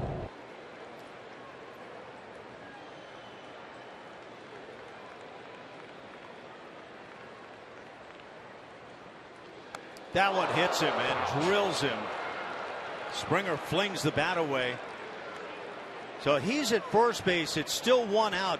Speed at the corners for Carlos Correa. Ouch. Shortstop, Carlos Correa. Fastball trying to bust it in. It looks like it caught him on that left hip. Right on the belt. Man. Tough kid. Down at first base now. Now you've got all kinds of situations going on, but you've got some serious thump at home plate. Chip Hale's coming out to get Robbie, I think. So the skipper, Chip Hale, coming out. 2-1 Arizona here in the 5th inning. And Robbie Ray has had really good stuff. He's had great stuff. See if this is more about trying to make sure that his left-hander knows the situation, that the infield plays it the way the skip would like. No, he's actually done a good job against Carlos Correa in this game. Got a soft line drive to 3rd base to get him out and punched him out his last at bat. So he's going to stick with Robbie Ray in this matchup, left on right against Carlos Correa. So Carlos Correa comes up in a huge situation now. Correa has lined out softly and struck out.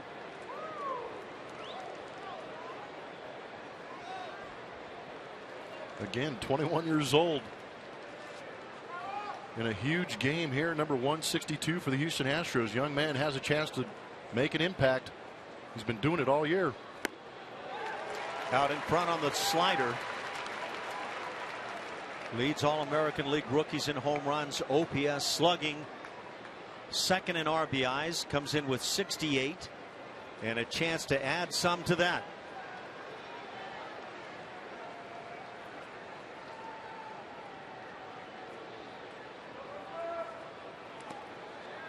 A changeup in the dirt.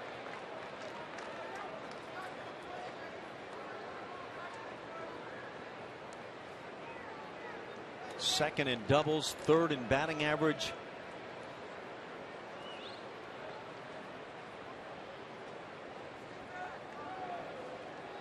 Would love to have a memorable at bat right here.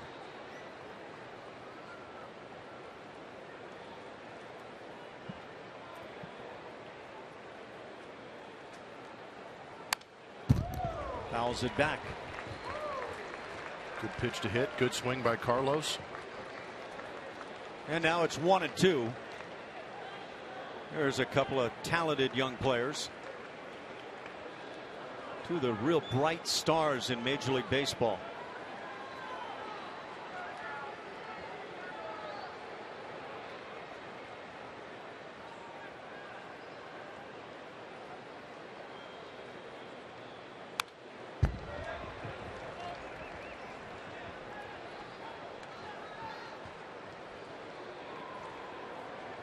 Big AB right here in the top of the fifth. Good job of fighting that pitch off by Carlos. You know, I think the great players live for these moments, but when you get to that moment, you have to find a way to just keep doing what you've done. Lays off. Saltalamacchia does a nice job. It's 2-2. I always felt that the great hitters, the clutch hitters, always embraced these type of at-bats.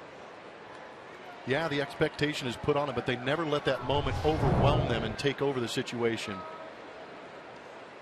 Exactly.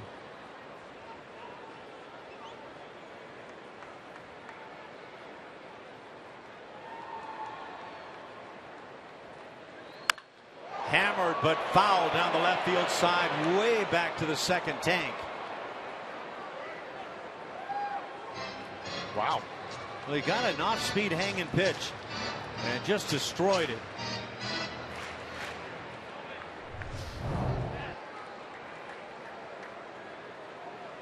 Just a little too quick. How about the look on the face of Carlos Correa wanting to crush that baseball and give his team a lead?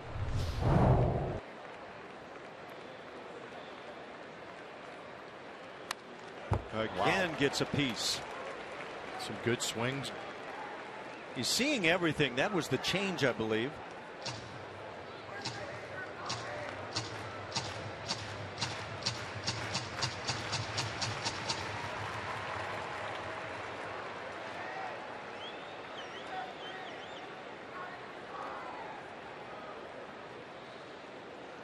This is the 8th pitch of the at bat coming up.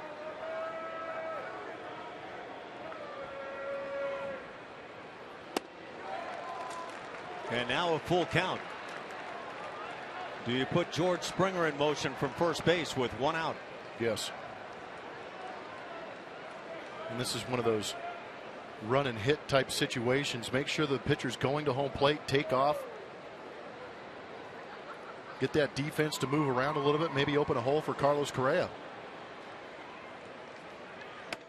And ball 4. What an at bat from Carlos Correa. Bases are now loaded for Colby Rasmus, and he's being brought back to the bench. Evan Gattis will grab a bat and come up as a pinch hitter. So Gattis gets a shot. It's one of those National League Series. Pitchers hit. Gaddis winds up on the bench, but now a chance to take as big a swing as anybody will for the Astros. Back on April 26th, it was Evan Gaddis in Oakland that got a big road trip going. Yeah, that beard-high fastball that he's been crushing all year long. That started the big things for Evan Gaddis. Had that rough month of April, but it finished off pretty strong with that bomb to center. And you can see this move coming right here as soon as Evan Gaddis was announced. Chip Hale comes out to the mound. And the skip will change pitchers now as Gaddis comes on to the plate. In a 2-1 ball game, the Astros a big moment. We'll be right back.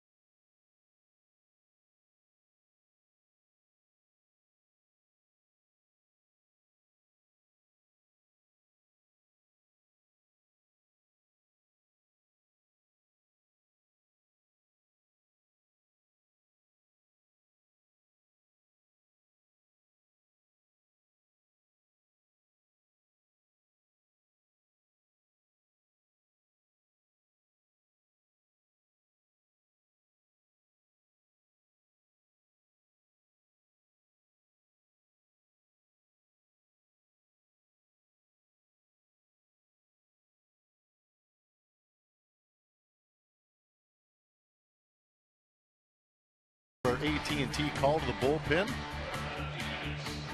In relief of Robbie Ray is going to be Randall Delgado, making his 64th appearance. He's got 13 holds on the season, 70 and a third innings pitched with those 70 strikeouts. High walk guy though, 33 walks, giving up 7 bombs in those 70 innings. And Evan Gaddis, who will stand in as the pinch hitter, is the man with the 3 baggers this year. Unbelievable what he's done. I don't think anybody anticipated that he would have the same amount of triples as the number on his back. Expected to drive in runs and hit home runs like he has been, but added benefit having him run around those bases. And Gaddis takes a strike to start things. Delgado's 25 years of age, out of Panama. 5 years now in the major leagues. When was the last time you saw a cleanup hitter getting pitch hit for in the 5th inning? Ground ball hit to short. They could get 2. 1 and no. And the hustle of Evan Gaddis, the triple man, able to get the Astros a run. And that is so crucial in a game like this. And with that, the Astros have caught him at 2. Well, I guess when you're talking triples, you're talking speed. And right there, Evan Gaddis' speed helps the Astros tie this ball game up. Not a well-hit ground ball, but able to get a good jump out of that box, beat the throw to first base. Not an ideal situation, but it pays off with the hustle of Evan Gaddis. Oso Blanco moving down that line. And how about that intensity in the Astros dugout? The Astros now bring on a pinch runner. Jake Marisnick brings his speed to first base. So keep in mind that was Colby Rasmus being pinch hit for, the center fielder. Jake would come on anyway to play defensively, so utilize his speed. Runners at first and third. That's Springer at third now for Chris Carter. Those wondering why they didn't replay it, Supermo gives us the evidence that Evan Gaddis clearly beats it. I thought the reaction from the dugout was great. They all jumped out of there screaming safe, realizing how important each run is right now. Yeah, I felt like you could just feel the intensity going on. Chris Carter a chance to put the Astros in front. It's 2 outs. 0-1 the count on Chris, who has grounded out and singled.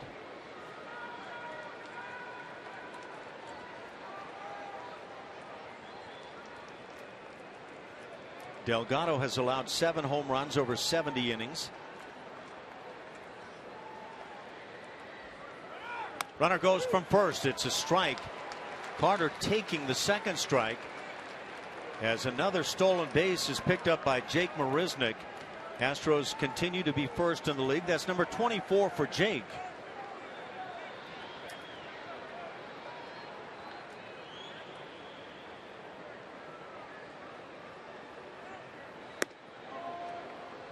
Carter with a 1-2 count.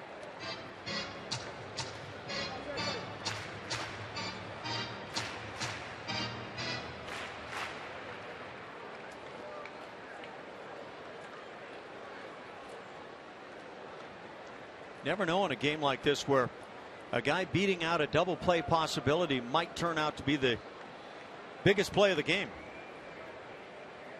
Definitely got Houston back in this game to even it up. And now 2-2 on Chris. Saltalamacchia continues a nice performance.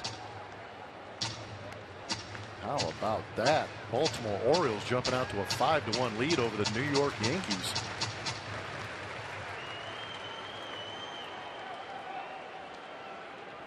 Yankees just really stumbling coming toward the finish line.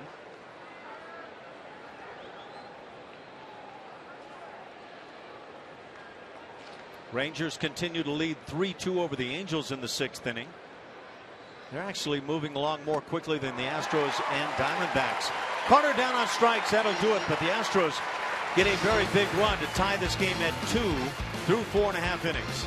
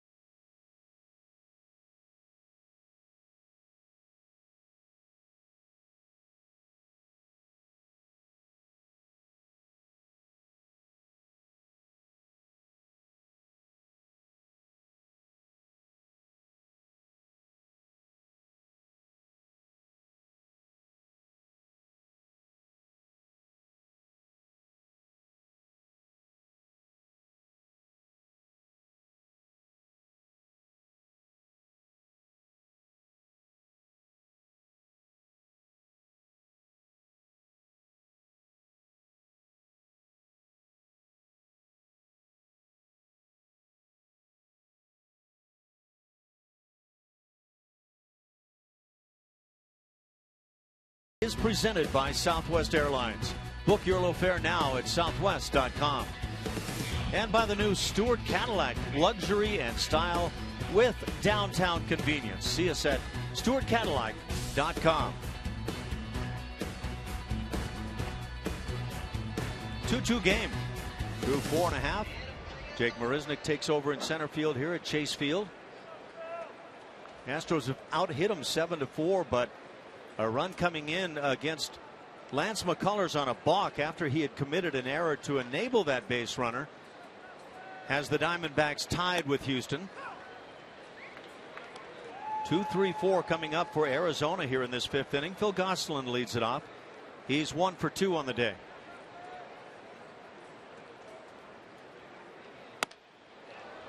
And now 0-2.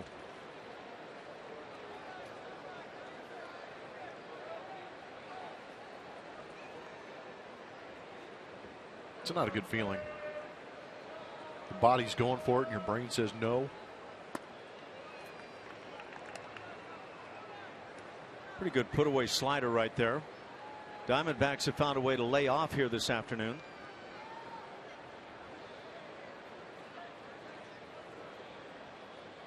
Rangers and Angels in the 6th inning with the Rangers leading it 3-2.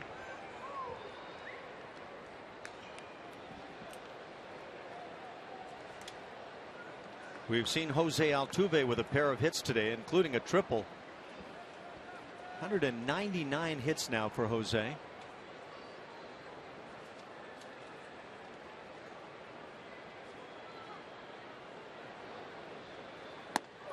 Got him looking on the outside edge. First out of the 5th inning.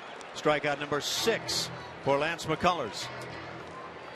Register now for the opportunity to purchase tickets to potential 2015 Astros postseason games at Minute Maid Park. You won't want to miss the excitement of October baseball. Sign up at astros.com/postseason tickets or call 1-877-9-ASTROS. A.J. Pollock at the plate has been tough on McCullers as Lance brings a strike. First inning home run, number 20 on the year for Pollock, and then a single in the 3rd inning. Hit that home run to straightaway center field, the single into right center. So staying on the baseball very well, but now has an 0-2 count. Maybe guessing slider on that second offering.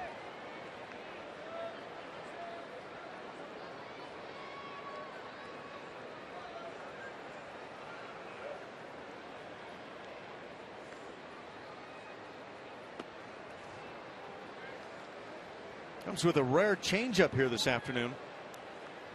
Well, considering how Pollock's been swinging the bat, not a bad idea to try and mix it up. Throw a little wrinkle out there that he hasn't seen yet. Catch him off guard.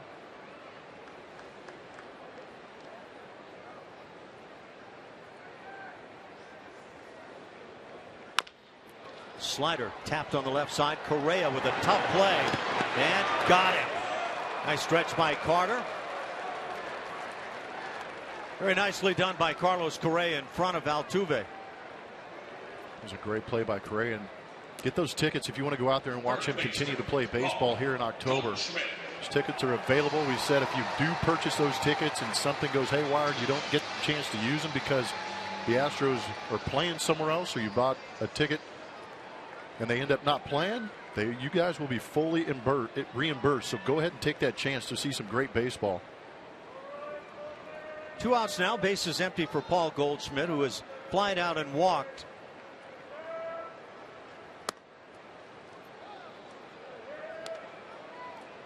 McCullers still bringing that heater at 95 here in the 5th inning.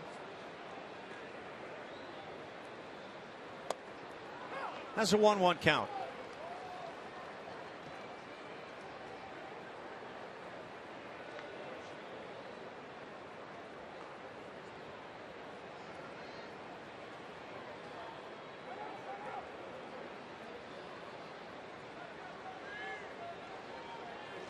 Two runs, 7 hits, an error for the Astros. That error leading to a Diamondbacks run. 2 runs for Arizona on 4 hits. Change up again, got away from him.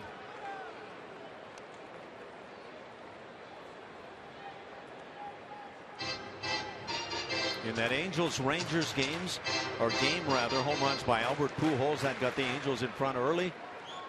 But Adrian Beltre has hit his 18th for those Texas Rangers. Big swing by Goldschmidt. They're in the 7th inning now as they scoot along in Arlington. Would have liked to have seen the spin rate on that thing because it snapped pretty good. Goldschmidt was looking to crush that pitch. Broke away from him. Fastball spotted extremely well. No call. It's 3-2 now. Man, that was a good pitch. This is the previous pitch. See, right around just above the belt and then just snaps down to the knees.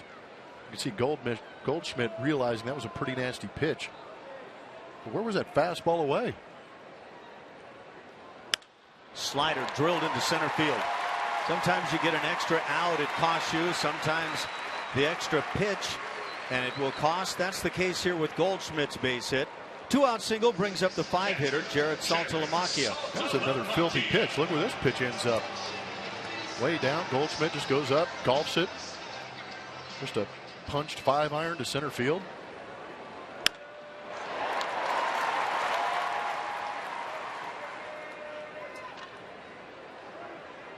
Saltalamacchia has struck out looking twice on the afternoon.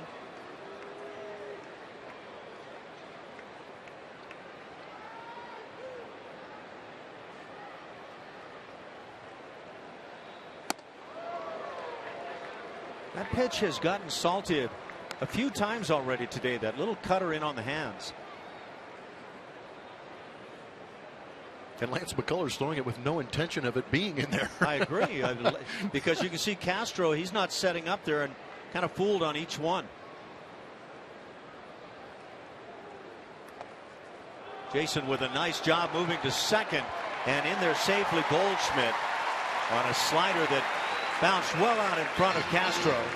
That was a great read by Goldschmidt, anticipating the break in the dirt, went off as soon as he saw it. But how about Castro taking this one? Oh man, right off the right collarbone. But he did a pretty good job just to keep it in front. Good read by Goldschmidt. Wild pitch now moves Goldschmidt into scoring position.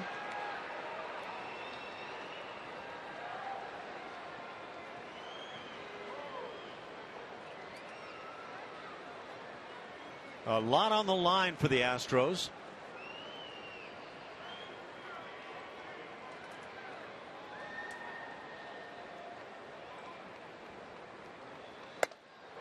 Here's the big swing. And a 1-2 count.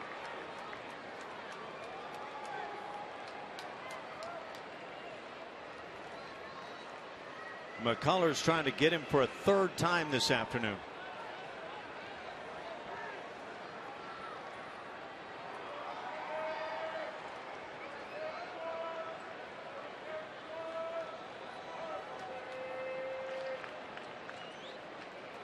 Shift on defensively in the infield. Wide open left side.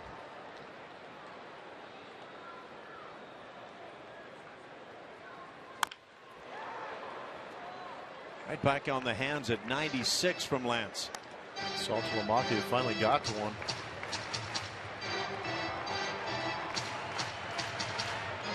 And he shook to get to that pitch. Castro and McCullers still working together pretty good.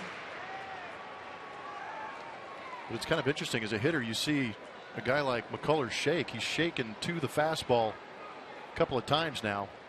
Hitters will pick up on that.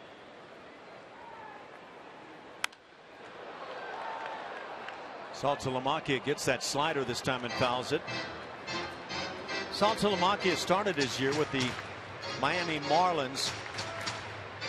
Played in just 9 games there.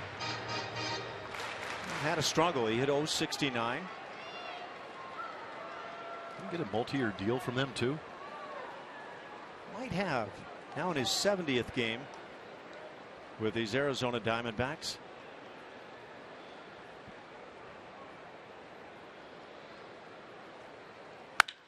Fastball crushed to right field. And that's in for a ground rule double. That'll play to run thanks to the wild pitch. And the Diamondbacks here in the 5th inning lead it 3-2.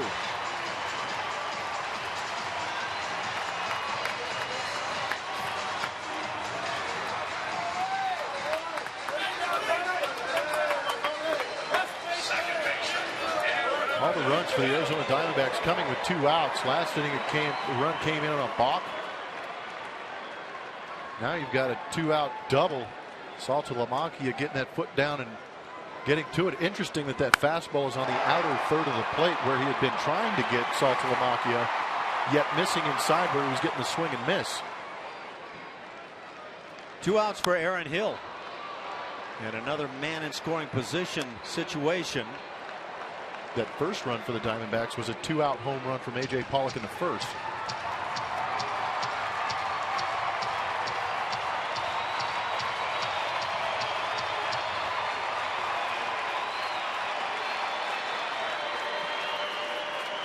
Diamondbacks crowd getting into it here.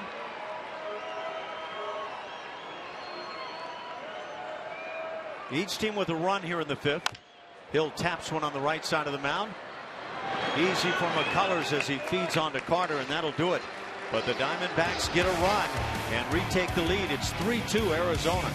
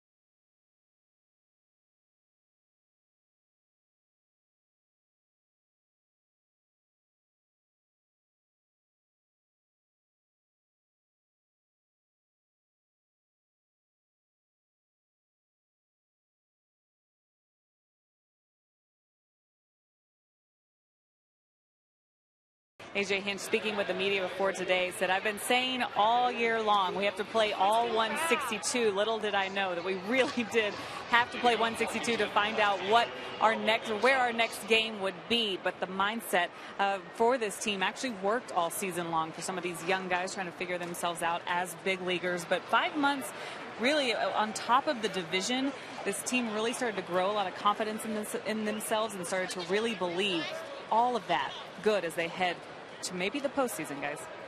And there's Lance McCullers. Thanks, Julia. A couple of mistakes by Lance today, and it's cost the Arizona Diamondbacks. To their credit, have taken advantage when given opportunities. Marwin Gonzalez leads off now in the 6th inning, down a run, batting left-handed for the first time of the day, tries to bunt his way aboard, and that bunt comes up and hits him while still in the box. Remember the issues Marwin's having with that left hand, I believe it is. Did get a hit left-handed, I believe, in that first game, but it was not a healthy hack on that left side. Right-handed, just fine. Left-handed, some issues. You know, that left-handed hack, he was actually fortunate. A pitch down and away, he just kind of one-handed with the right hand. And we'll see how he's able to swing it here. Every at bat would seem to be a big one right about now. Yeah, you're heading into that part of the game. Randall Delgado still on the mound. Second pitcher of the day for Arizona. Gonzalez, Lowry, and Castro here in the inning. And Marwin again tries to bunt and pops it up all the way down to first base. And out number 1. So that may be the indicator that Marwin just simply feels he cannot swing it well enough from the left side.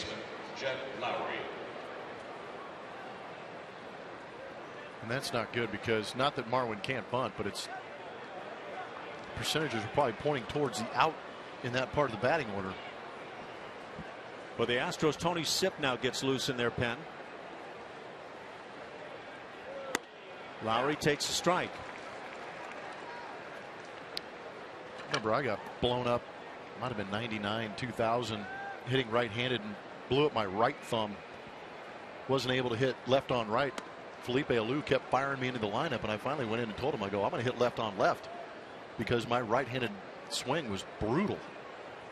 And he said, go for it. So I wonder if that has ever been a thought from AJ to talk to Marwin, just go up there right on right. 1-2 now on Jed, and that's a good point. And the way he's swinging it, Marwin, from the right side, yeah, looks like he could handle anybody. I agree. Lowry has struck out in his 2 at-bats today.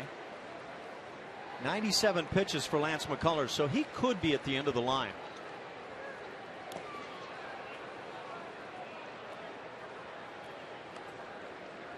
There's that Yankees game. They're trailing now 7-1 in the bottom of the 5th inning. Can't provide a lot of confidence for Yankees fans. Still 3-2. Rangers lead over the Angels in the 7th.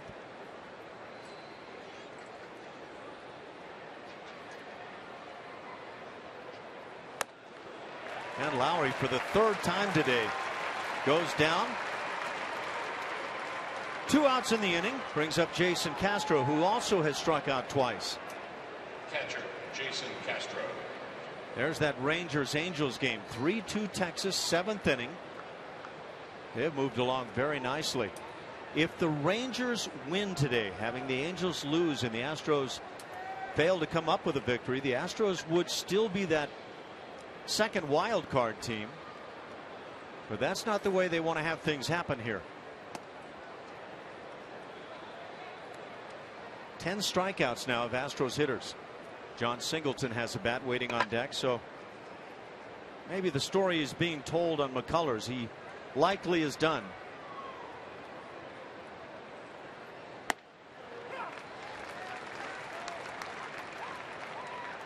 There you go. If the Astros win today, Texas loses. American League West Division tiebreaker. That's tomorrow in Arlington.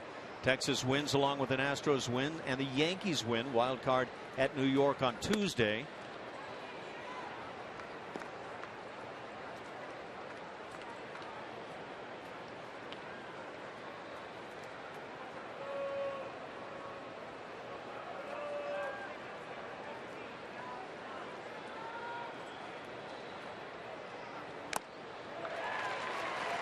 Two-one fastball.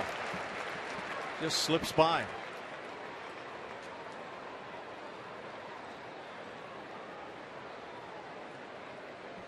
Sixth inning of game number 162 for the Houston Astros.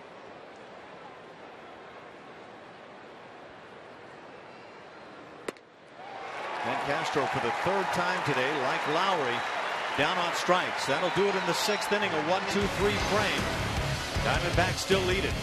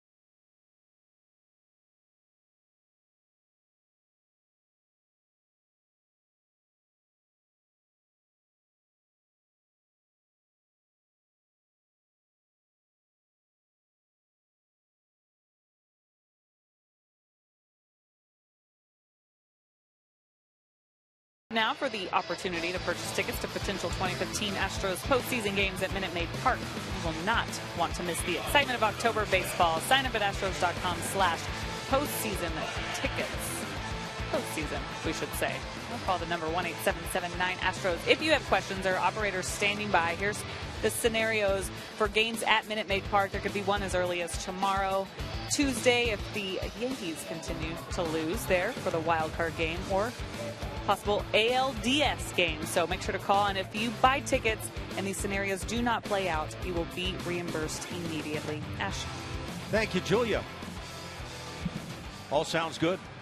October baseball for the Astros. How many times have we heard it? Play some meaningful baseball in September. And they are doing that and then some. Bottom of the order, bottom 3 for the Arizona Diamondbacks. Leading here in the 6th inning, 3-2. Jake Lamb leads it off. And Tony Sipp is on to work it.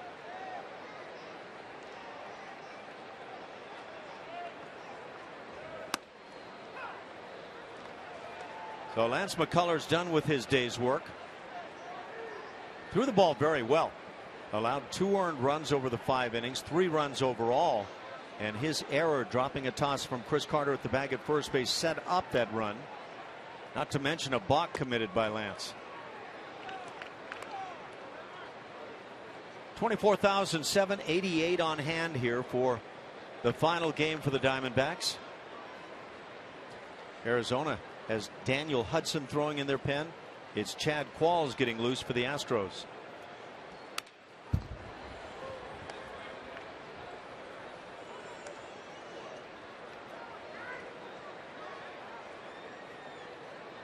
After Lamb, you've got Chris Owings, right-handed hitter, and then you have the pitcher's spot.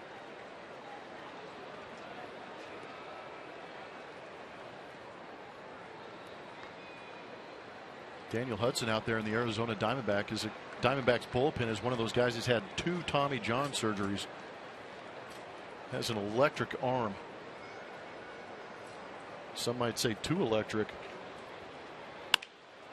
Fly ball into left field shallow. Marlins there to make the play, out number 1. So Lamb is 0 for 3 despite scoring a run after reaching on that error committed by McCullers. Chris Owings. Some good views at home by fans on Twitter. At the scoreboard on the right, watching our broadcast. And this time of year is when you need those 2 TVs. Some crafty veterans at home making things happen. Atta boy, Sam. 1 out for Chris Owings. Grounded into a fielder's choice and struck out. Peter O'Brien, the big slugger, has a bat waiting on deck.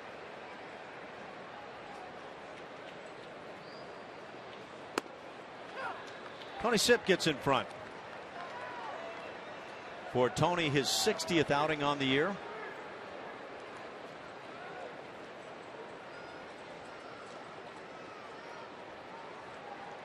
ERA at 2.01. He's done a very nice job once again.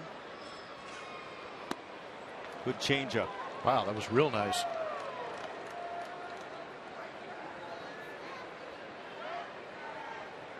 The life just died out of that changeup right there. Great pitch, great location.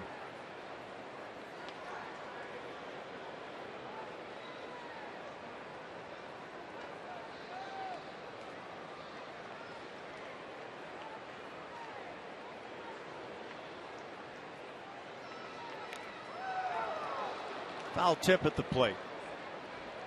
So Owings stays alive.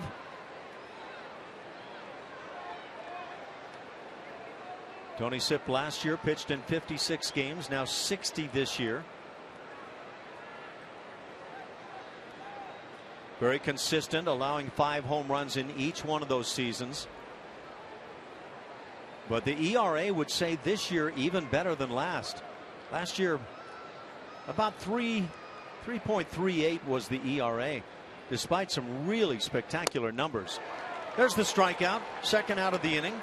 7 strikeouts for Houston Astros pitching.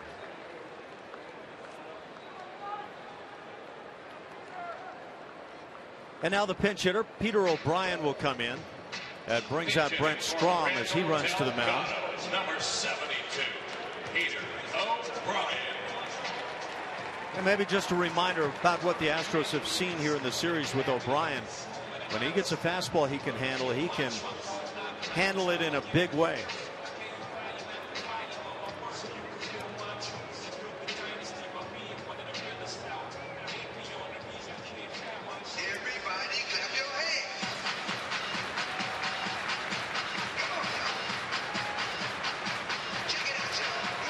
O'Brien has played in just 8 games, 9 at bats. He's 3 for 9. And that 1 home run, his only major league dinger, came against the Astros in game 1.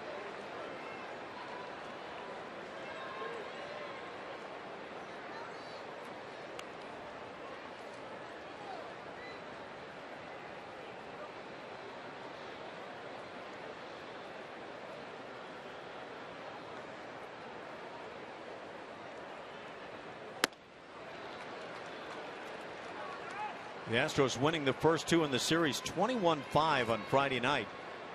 And then yesterday 6-2. Dallas Keuchel won his 20th of the year in that Friday game. Yesterday it was Colin McHugh winning number 19.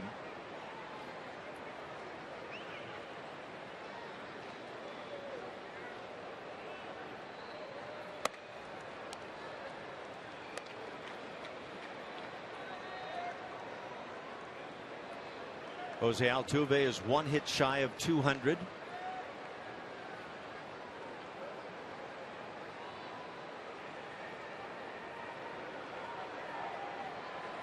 George Springer has certainly been coming toward the wire, swinging it very, very well. That's a ball fair down the left field side. Oh, O'Brien digs into second base. Holding up his hands is Marwin Gonzalez, saying that ball is stuck maybe in the padding. And now here comes O'Brien toward third and toward home. And this could become very dangerous. This comes up to the umpire's ruling. And he has ruled it a wedged ball under there, so it will be a double. But if the umpire goes down in that corner and says that ball isn't lodged anywhere, then you wind up with a problem.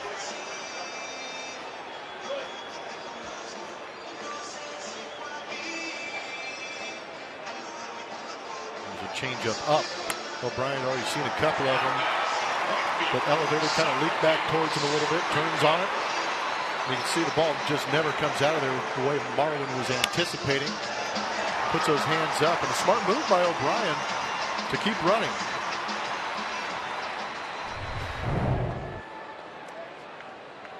First major league double for O'Brien. And now he's in scoring position for the leadoff man, Brito.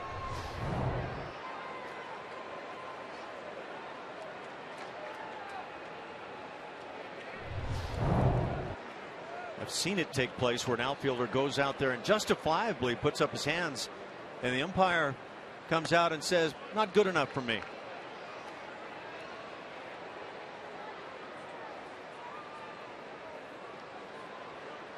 That would not be good. Not at all. Brito is 0 for 3 on the day.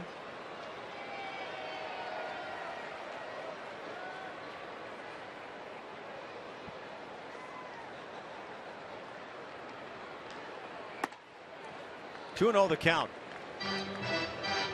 Some serious issues for the Houston Astros in this game with 2 outs. We talked about that, the offense for the Arizona Diamondbacks happening with 2 outs. They got a 2-out solo home run in the first inning by A.J. Pollock. Scored with 2 outs on a balk in the 4th inning. That charge to Lance McCullers after he had committed an error to provide that base runner in that 4th inning.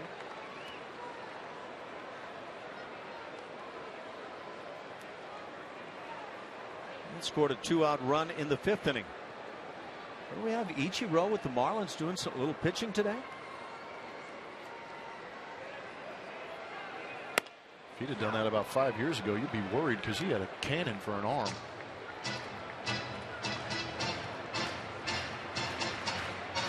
Texas now leading 4-2 in the 7th inning over the Angels.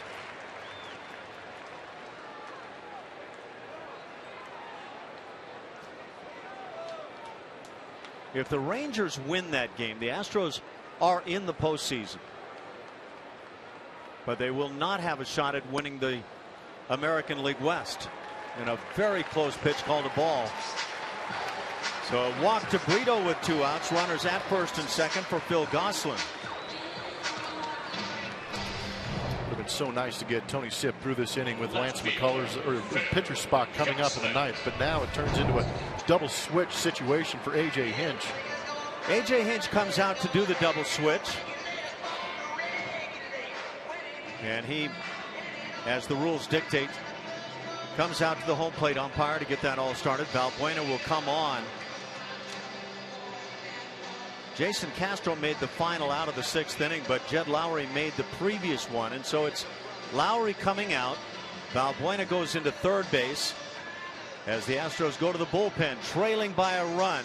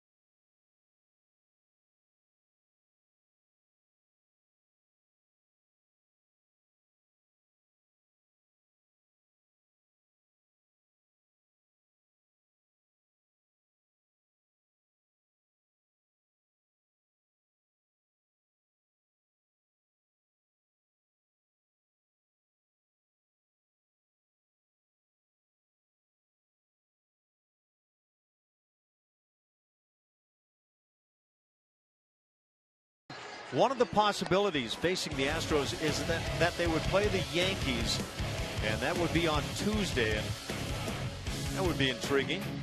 Yeah, that would pretty much be the scenario if both games between the Rangers and Angels and Houston and Arizona ended right now. This would be the setup. And you can see Houston won that series 4-3. They put a lot of runs on the Yankees up there when they did go to Yankee Stadium. Remember, Dallas Keuchel went 7 innings of shutout baseball up there. So an interesting matchup, like you were saying, Ash. How about the runs scored for the Astros versus the ERA? Kind of interesting that the Yankees won 3 games. The Astros had the one big scoring game in New York that was a big one. Sometimes skews the numbers a bit. Phil Gosselin at the plate, runners at first and second, 2 outs here in the 6th inning, and Chad Qualls to do the work.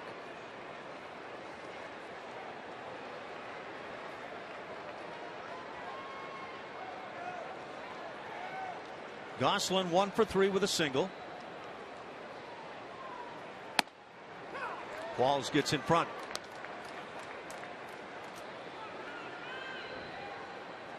Big out right here. We got A.J. Pollock hitting behind Gosselin. Behind him is Paul Goldschmidt.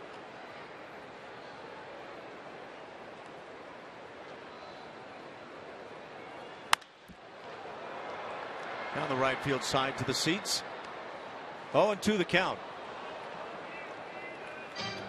There's Luis Valbuena now playing defensively at third base. So Jed Lowry out of the game.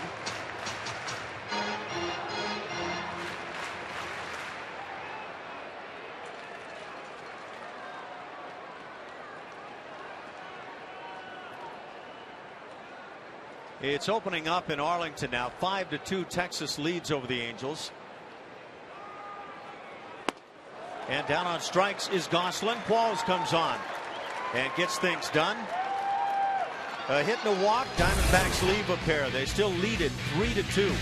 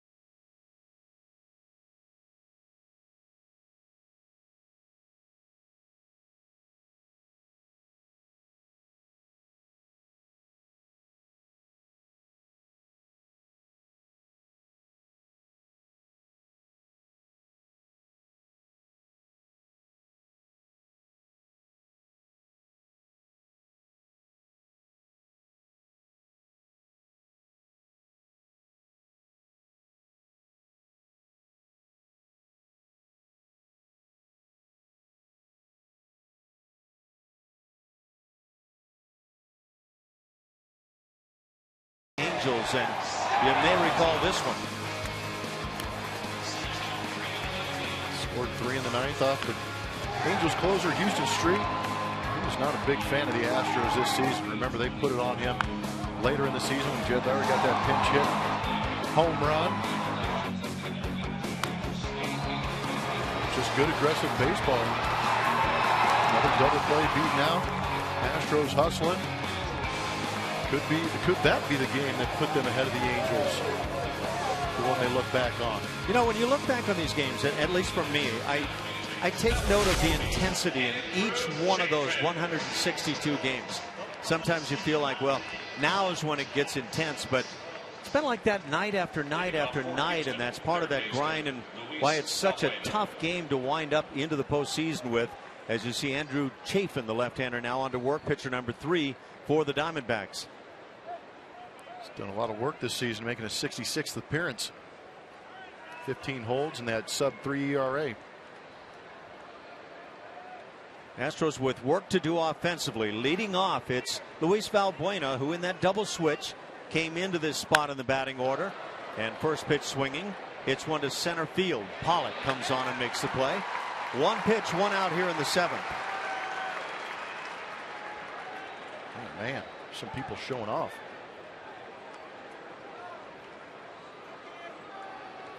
Yeah, just make sure you're watching Astros baseball.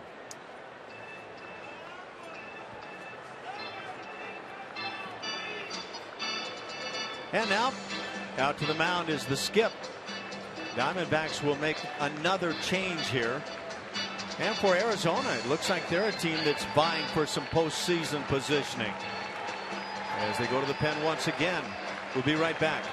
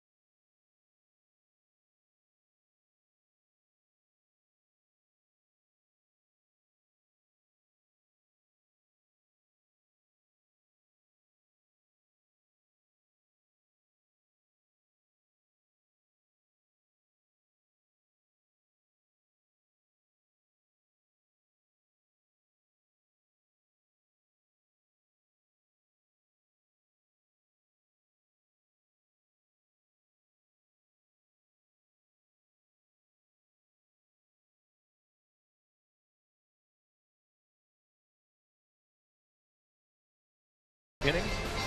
Time now for our Mako big hit of the game. We're looking back at what HOU Altuve has done on the season. He's had some big hits. 3 of them ending ball games at home for the Houston Astros. On their way to 162.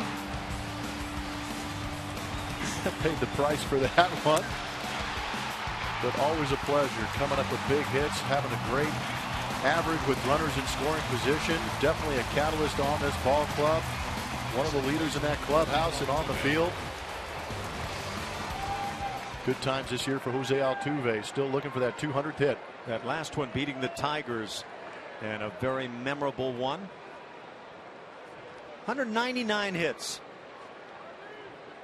And you know Jose knows all about this, how many hits he needed in the series, in each game.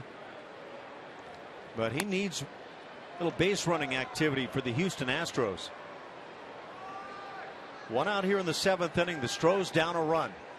7 hits for each club. Daniel Hudson, that new right-hander.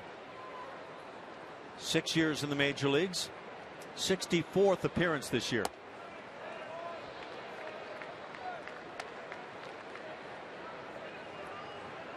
Altuve would become the first Astro ever to have 2 200-hit seasons.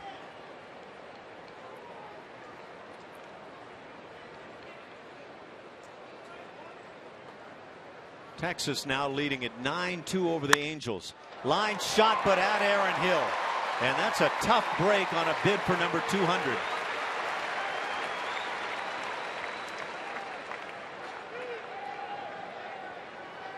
Just hit it right on the money. This game is not easy. Ball was rocketed. Good swing by Altuve, squaring that fastball up. And now 2 outs, bases empty for George Springer. He'll get another shot. Springer with a couple of doubles and hit by a pitch. So he's been on base all 3 plate appearances. 97. The double in the 3rd inning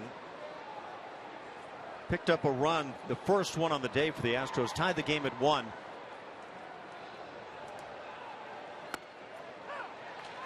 Ball and a strike on George. 16 big home runs for George, one coming here in the series, game one, as he, along with Correa, launched home runs to center field.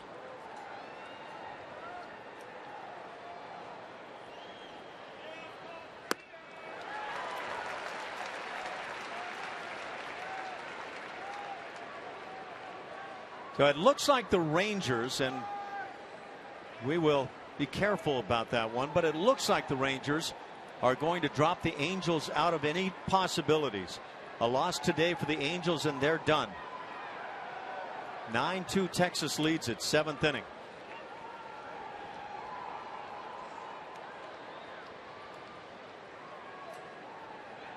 Two and two on Springer. 6 consecutive multi-hit games for George.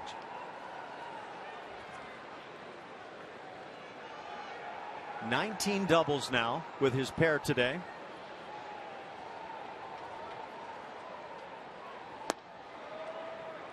Can't get him biting on the changeup. He's seeing the baseball well.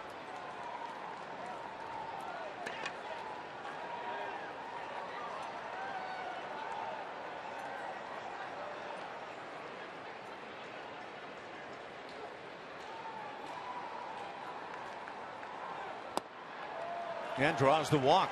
So Springer reaches all 4 plate appearances so far this afternoon. A 2-out walk, his speed aboard. And Carlos Correa comes to the plate looking for his first hit of the afternoon.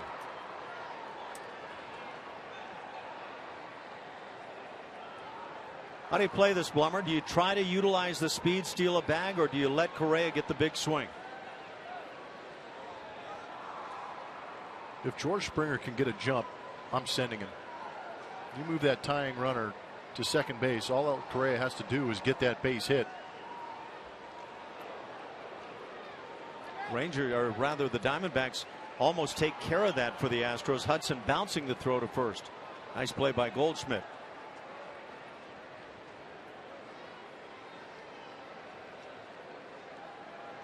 That throw gets by Goldschmidt, and very possibly 2 bases for Springer.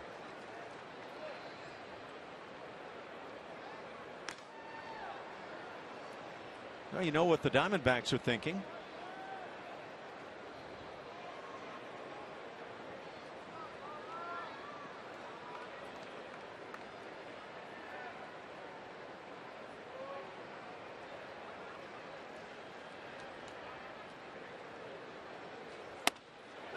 Strike and a snap throw. They really have their sights on Springer.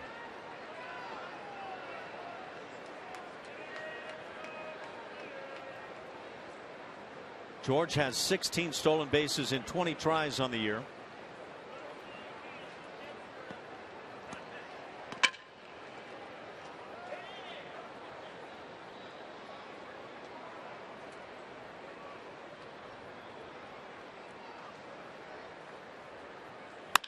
Line shot into left field. That's a base hit. Springer into second, digging for third, and will make it.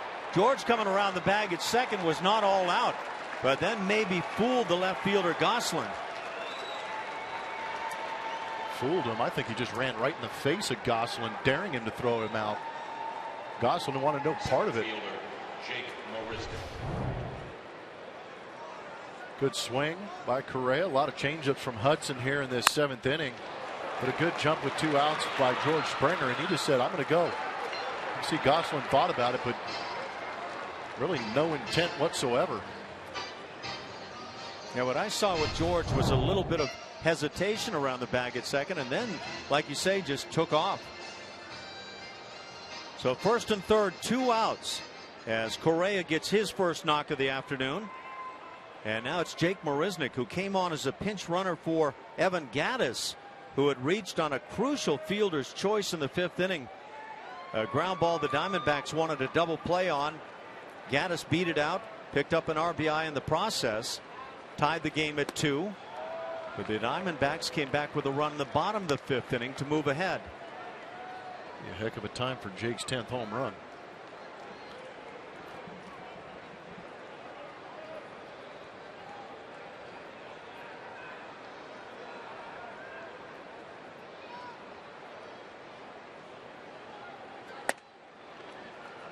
Two 2-0 the count. Chris Carter waits on deck.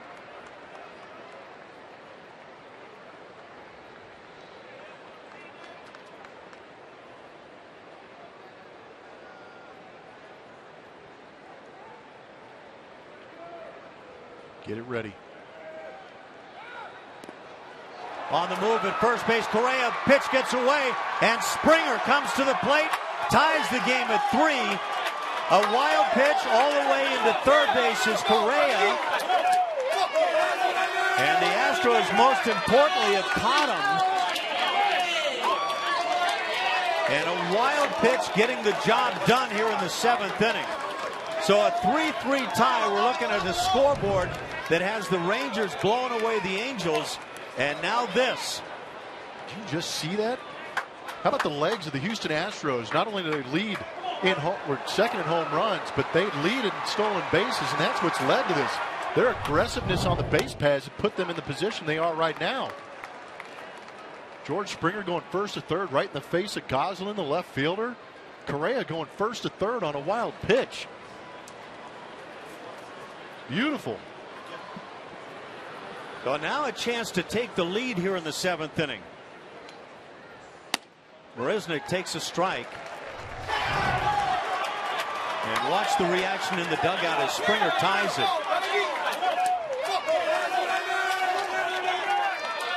You better believe these guys care.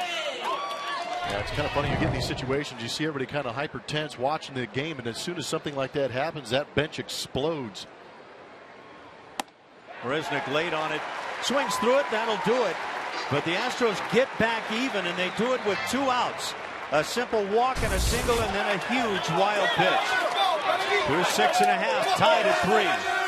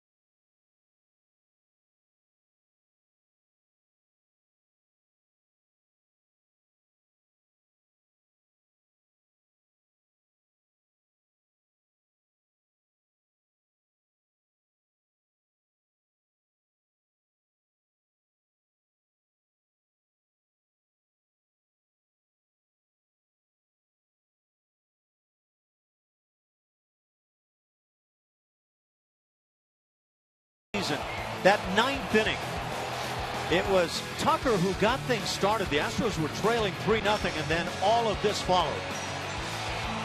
And it's just one of those things that snowballed. No expectation, just a good aggressive baseball play from the Houston Astros again. Saw Tucker come in there, getting another big home run late in the game. And then it just led to base runners and base hits. Astro hitters having great at-bats. How about Featherston right here, getting this ball stuck in the web of his glove. Allowed another base runner in Correa to get on base. Then, of course, history was made with that hanging changeup to Jed Lowry as he yanked it down that line. And Cole Calhoun unable to time that jump appropriately to even make an effort at that ball. Got to get some breaks down the stretch in order to put yourself in position to win ball games. The Astros start today with 86 wins, 75 losses. And that was one that turned around, and as the Angels are now trailing in the 8th inning, 9-2 to the Rangers, and a loss for them takes them out of things. That game right there may have been the difference maker when you look at the 2 clubs on the year. I agree. And now the Astros find themselves back even in this game, 3-3. Some speed, some daring for the Astros getting it done, and a wild pitch didn't hurt either. And now 3-4-5 for Arizona against Chad Qualls here in the 7th inning as A.J. Pollock leads it off.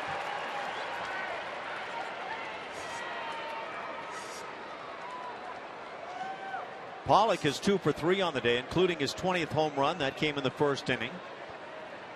Diamondbacks took the immediate 1-0 lead in the game on that swing. But the Astros have been in that battle back mode all day today. And a line drive base hit. 3rd hit for Pollock. He's 3 for 4 as he gets it started against Qualls. And we check in with Julia. Hey guys, Chad Qualls on the mound here. A lot of memories for him as he's watching this season unfold here at the end, as he was coming into the big leagues, a rookie, making the playoffs with the Houston Astros back then, a decade ago, and bringing up a lot of memories of just how much pressure there was on him. And he said that the veterans kept telling him, same game, 90 feet, 60 feet, 6 inches, all of that stays the same. So you just have to simplify it as much as you can. So Qualls a veteran presence among all these rookies as they face a postseason spot, guys. Thanks, Julian. The veteran Qualls tries to get the very dangerous young Paul Goldschmidt, who swings and misses. Goldschmidt 1 for 2 on the day. He's also walked and scored a run. 2 bullpens are busy. Oliver Perez for the Astros, Brad Ziegler for the Arizona Diamondbacks.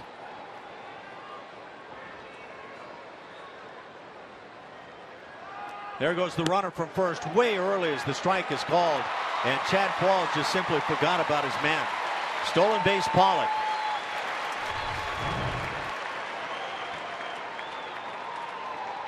Pretty good jump.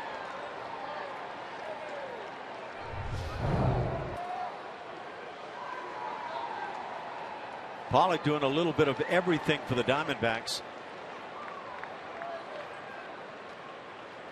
39th stolen base, easily leads the Diamondbacks. And he's been caught just 7 times.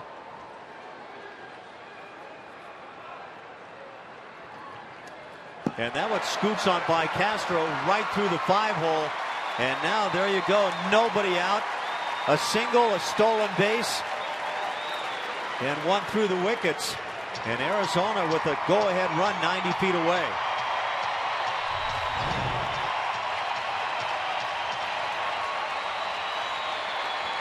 Yeah, Castro just got beat. The glove comes up and the ball finds the hole. It's a wild pitch, but a pitch not blocked. And now the infield has to come in. And that's not comfy with Goldschmidt at the plate. Chopper to third, and it goes foul.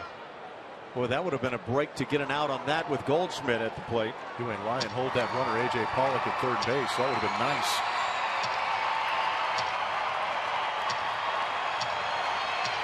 Bottom of the 7th inning.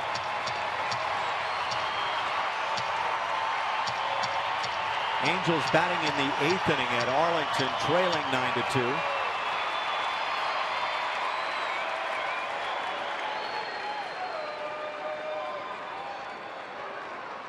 If the Rangers win today, the Astros have no way of catching them, and the Rangers would win the West in the American League.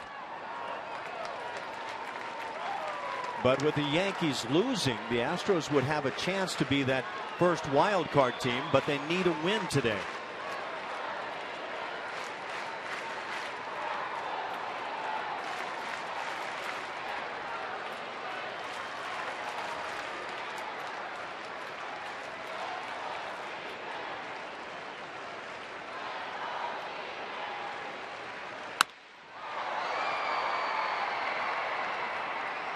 Big RBI man just tries to go the other way with it.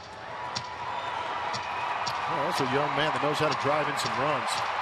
Fighting off tough pitches from Chad Qualls, looking for something he can elevate, get into the outfield, push that run across. Tough for Chad Qualls too, trying to make some good pitches to get this out, leave that runner at third base. At the same time, got a dangerous hitter at home plate.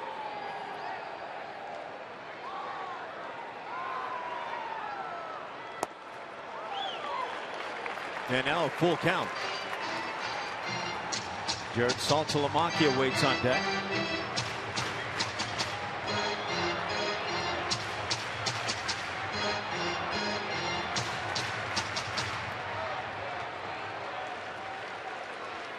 The Astros are forced here in the inning to bring that infield in until they have a couple of outs.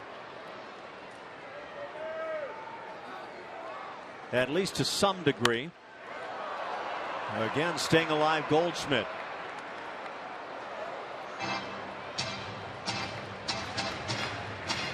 Leads the Diamondbacks in home runs and RBIs.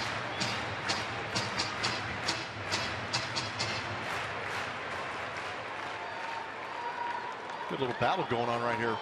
Qualls and Goldschmidt.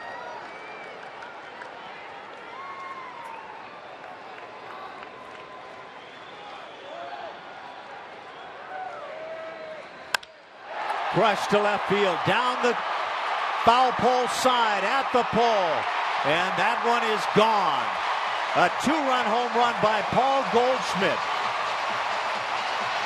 And the Diamondbacks take a 5-3 lead here in the 7th.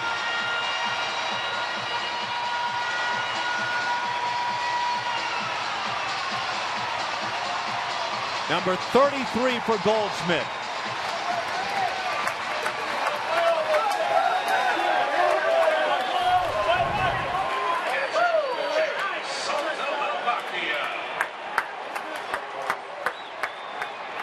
Goldschmidt fouling off some tough pitches. Gets himself in this situation where he gets a slider from Qualls and just backs up a little bit.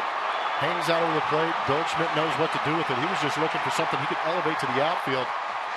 But found himself a pitch he could drive out of the ballpark. A.J. Hinch out to the mound. That'll do it for Qualls. As Oliver Perez has been summoned, but it's 5-3 Arizona.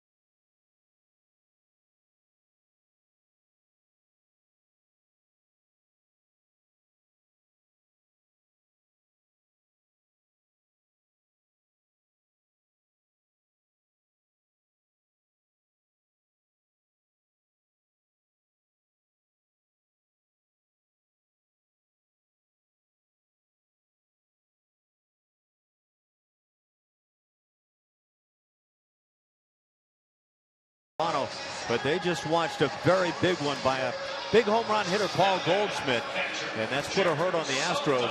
Diamondbacks lead at 5-3 as Oliver Perez now comes on to work in the 7th.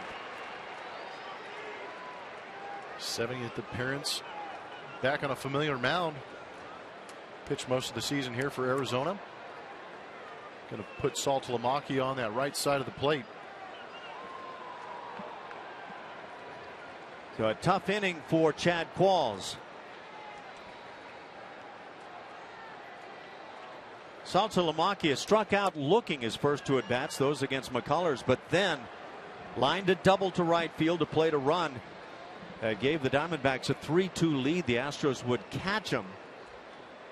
But the Diamondbacks strike again. It's been all about Arizona getting on top in this game, and the Astros trying to claw back.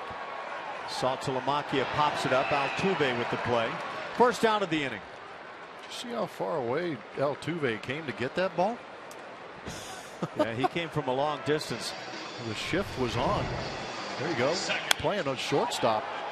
Just came bolting over because I didn't really sense there was urgency from Chris Carter to catch that fly ball. Altuve says, "I'll take it. Thank you very much."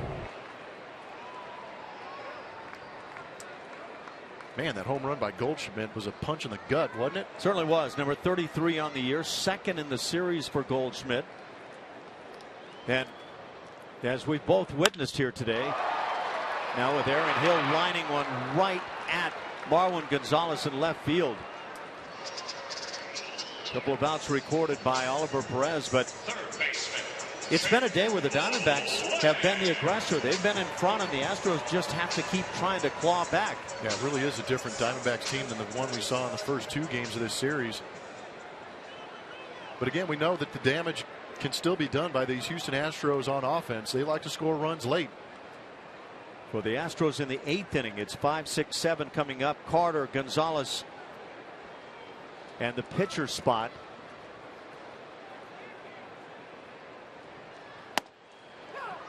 Perez finds the strike zone.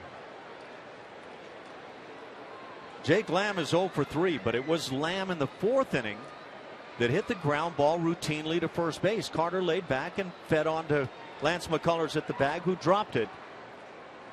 That enabled Lamb to reach, and he eventually came around and scored the Arizona 2nd run of the game on a double that was picked up, or rather on a balk after a double by Robbie Ray.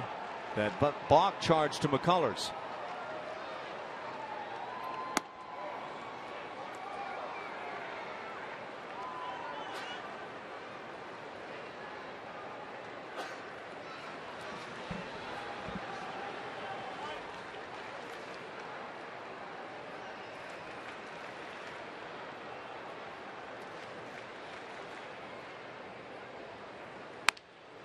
Check swing grounder.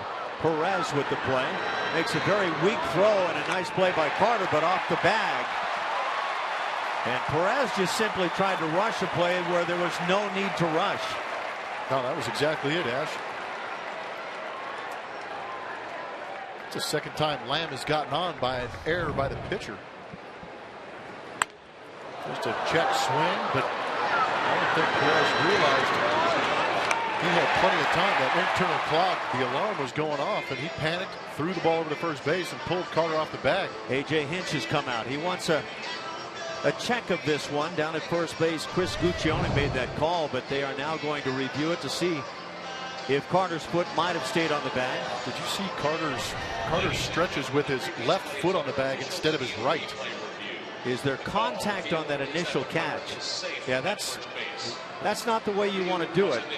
Normally you see a first baseman stretch with his right foot on the bag towards the pitch, or towards the throw. Yeah, that you want to extend that left shoulder toward the toss. And we see Chris play pretty well at first base. The ball's in the glove right there. Is that enough to overturn that play for you? Let's hope so. It would appear to be so. Very shortly thereafter, the toe comes off the bag, but that looks like enough, doesn't it? It does to me. So for the moment, Jake Lamb is aboard, and we'll see if this gets overturned. Umpires reviewing in New York. No question about the timing of the throw getting there plenty ahead of Lamb. Yes.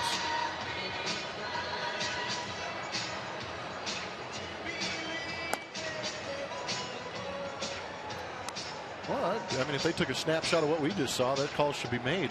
Yeah, that one frame right there is the telltale frame. And that's all you're looking for. That's I mean, right. The replay has brought it down to that one point where you can break it down frame by frame. And if that frame shows the catch is made and the foot is on the base, then you are out. Yeah. That's even going one step further because the glove is closed. Yep. Well, to me, that's an out. And I think a review ought to be able to overturn that call down at first base. But you also could clearly see what you were talking about, Blummer, about Carter stretching with the left foot on the bag, right foot leading out there. And you want to be exactly opposite of that. And the reason for that is because it does create more of a reach, more distance.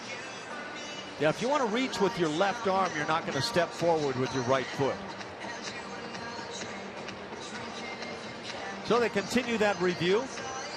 Looks like it should have been fairly simple to me.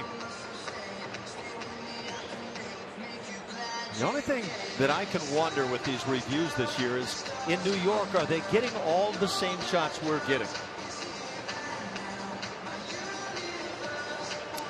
Yeah, it makes you wonder.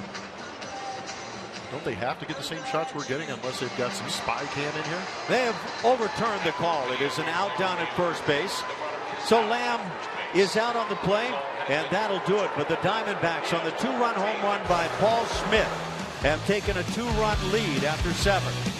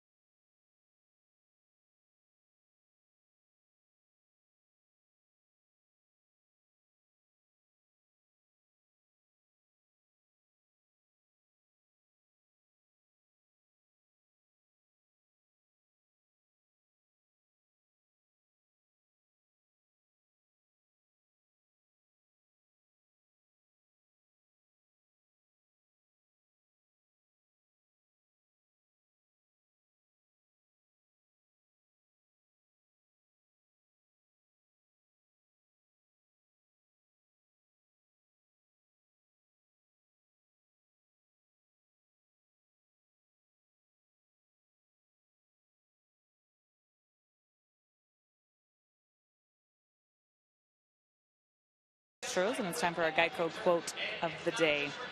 It's AJ Hinch who said the guys have embraced all of it. They're in uncharted waters, but just because we haven't been here before doesn't mean it's not possible, and these guys have embraced that. We play with a loose spirit. That's our identity. We've seen it all season long with these guys playing fun, playing loose, and here they go. They're about to find out, as it just went final on the out-of-town scoreboard, guys. Yeah, Julia, Texas wins it 9-2 over the Angels. The Angels are out of the picture in terms of the playoffs. The Astros are in. And the Astros also, because of the Rangers' win today, have no chance of winning the division. So it winds up leaving today's game. Did you see that? What was that? There's a little love going on in that dugout right now. Trey and AJ Hinch, a little congratulatory hug. The Astros find themselves in with a loss today as the second wild card. With a win today, a chance to have that game with the Yankees at Minute Maid Park. So no more dreams of winning the division right now. That's all done. The Rangers have taken that. Chris Carter leading off in the 8th inning.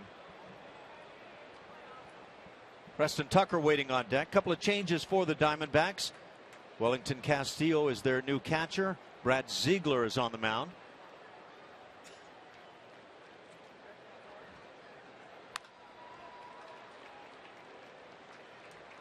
There's your final with the Rangers winning 9-2. Angels took off with a 2-0 lead on a Albert Pujols home run in the first inning, and now that's what it looks like. Texas win today. Astros clinch a wild card berth. First playoff appearance since 2005, and I guess that's good reason for a little love in the dugout.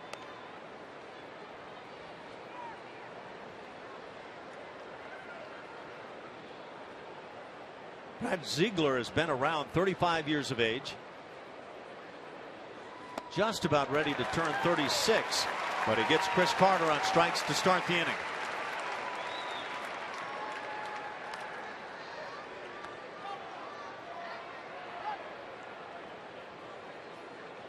Preston Tucker is now the pinch hitter, batting for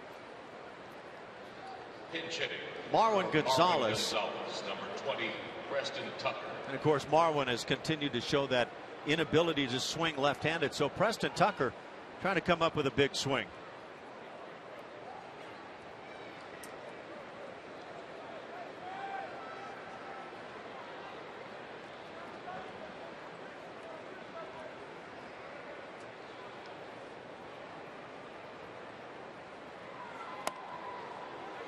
The Astros bats have gone down on strikes today 13 times.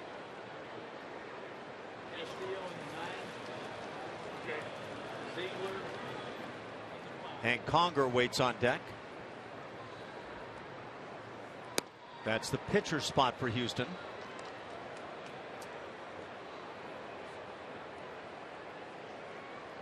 So if Kansas City beats Minnesota, the Rangers will have to go into Toronto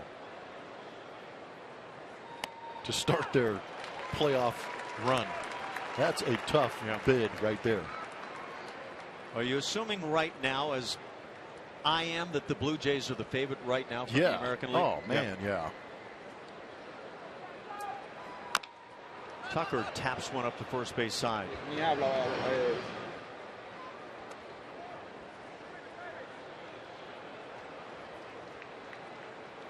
Two scenarios, all that's left. New York Yankees win, wild card at the Yankees. Yankees are trailing in the 7th inning at Baltimore 7-4. Astros win and the Yankees lose, wild card at the Astros.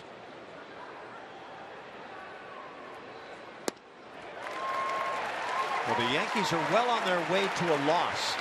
Now the Astros have to take care of the other part of the business. 2 strikeouts in the inning. Chris Carter and Preston Tucker, 2 outs now as Hank Conger comes up as a pinch hitter. Hank Conger.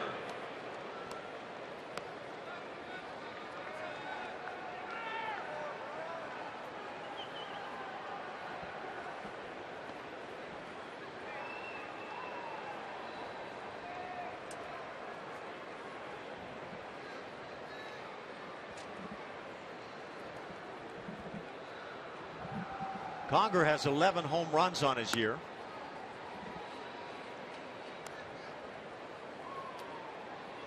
A couple of grand slams this year for Hank.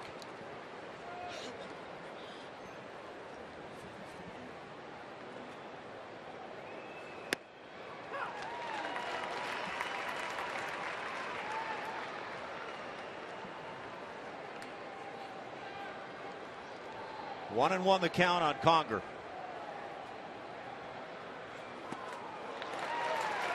Ziegler has come in almost untouchable here in the 8th inning. Couple of strikeouts and a 1-2 count on Conger.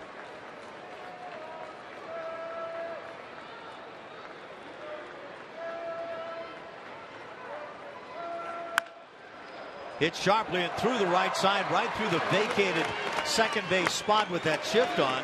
So Hank Conger has a pinch hit single with 2 outs, and it brings up Jason Castro. Good piece of hit by Conger.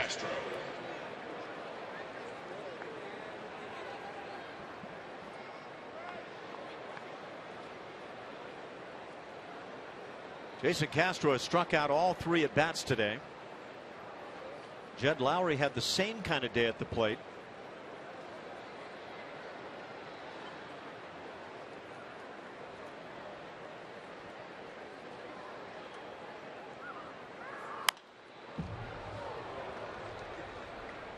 With the 0 for 3 afternoon, Castro hitting .211.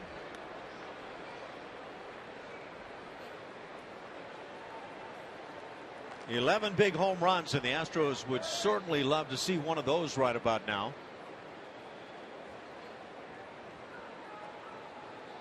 Shift on, 3 infielders on the right side, and an 0-2 count on Castro.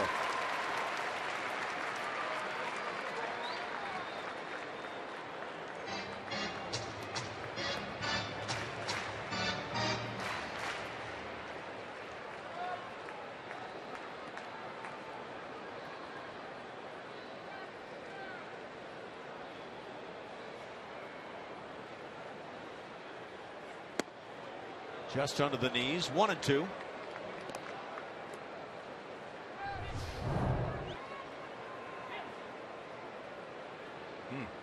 Tough pitch to lay off, 2 strikes. Cole Hamels, by the way, went the distance for the Texas Rangers, winning his 7th against just 1 loss for Texas.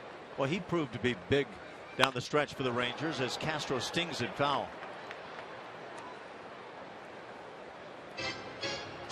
Garrett Richards took the loss, finishes his year 15-12, and again the Angels are all done.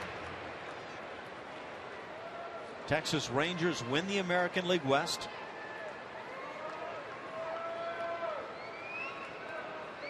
Adrian Beltre with 3 RBIs on his day. 2 more ribbies for Elvis Andrus, the shortstop.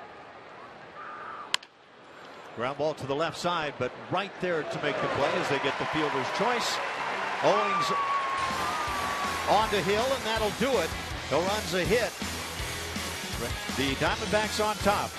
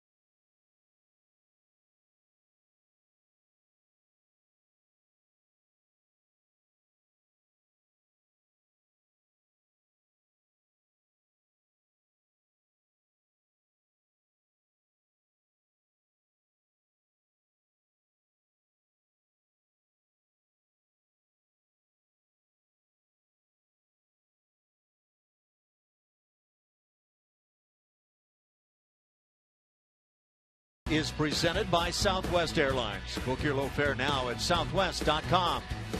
And by Woodlands Church. A big church makes a big difference. In the Astros dugout, they know what their lot is right now. They're in as a wild card team, and what do A.J. Hinch and a 20-game winner have to talk about at that point? Dallas Keuchel went over there and told him, give me the pen. I'm going to write my name into that 9 spot where I'm going to pitch. He wants to start that wild card game. That's what he's doing. He's over there petitioning for it. Preston Tucker is now on as the left fielder for the Astros. And Pat Neshek comes on to pitch the 8th inning. Astros down a pair of runs, 5-3. Paul Goldschmidt, the difference maker in this game, 2-run shot in the 7th inning.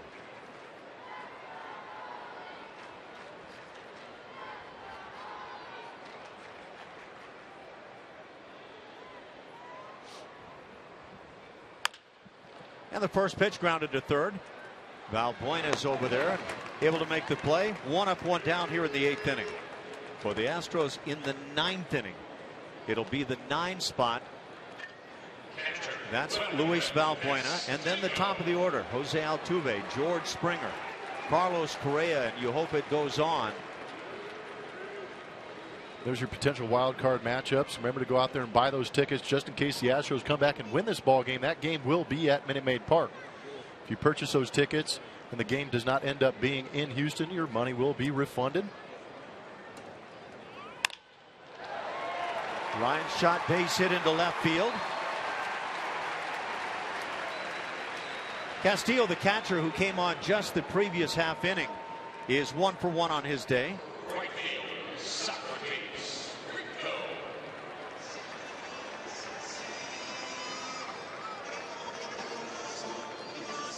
And now Socrates Brito comes to the plate. 0 for 3 with a walk.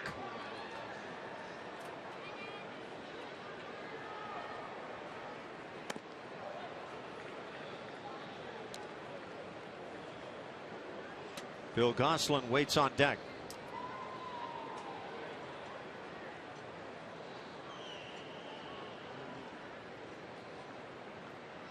A win for the Astros today changes the location of that playoff game that they are guaranteed of coming on Tuesday. A win today takes them to Houston. A loss today, assuming again that the Yankees continue to lose, and they are losing to the Orioles 7-4. a loss for the Astros, and they'll go to New York on the loss, to Houston on the win.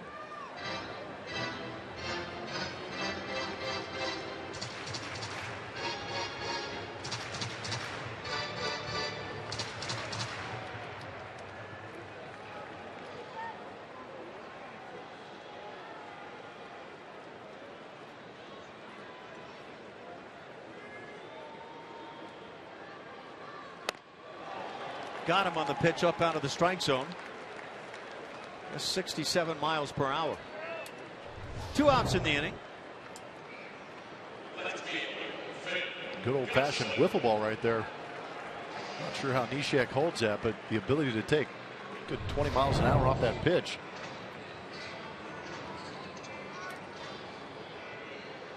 And now Phil Gosselin, 1 for 4, stands in.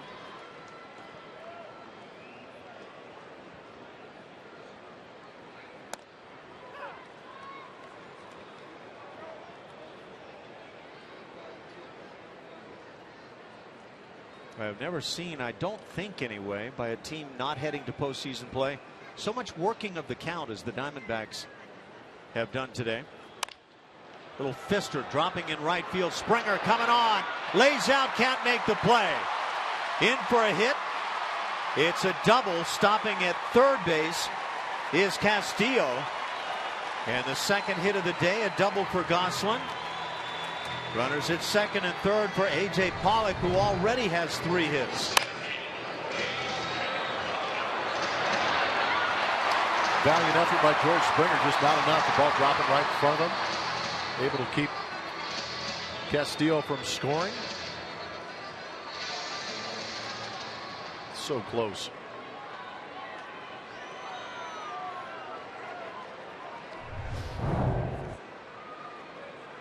All-out effort, and that's what it's been all year. A tremendous turnaround year for the Houston Astros, and it's not over yet.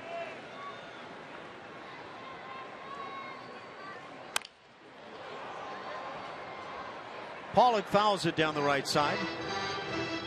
His 3 for 4 day has his batting average at .316. Put up some very nice numbers. 20 dingers, 76 runs driven in.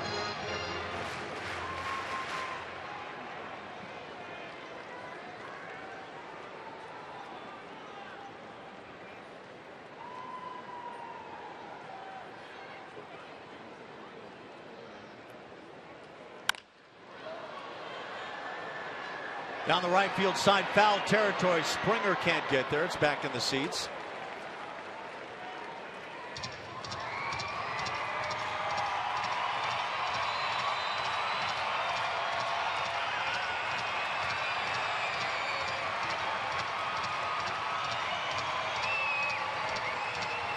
Final game of the year for the Arizona Diamondbacks, and their fans still solidly behind their club.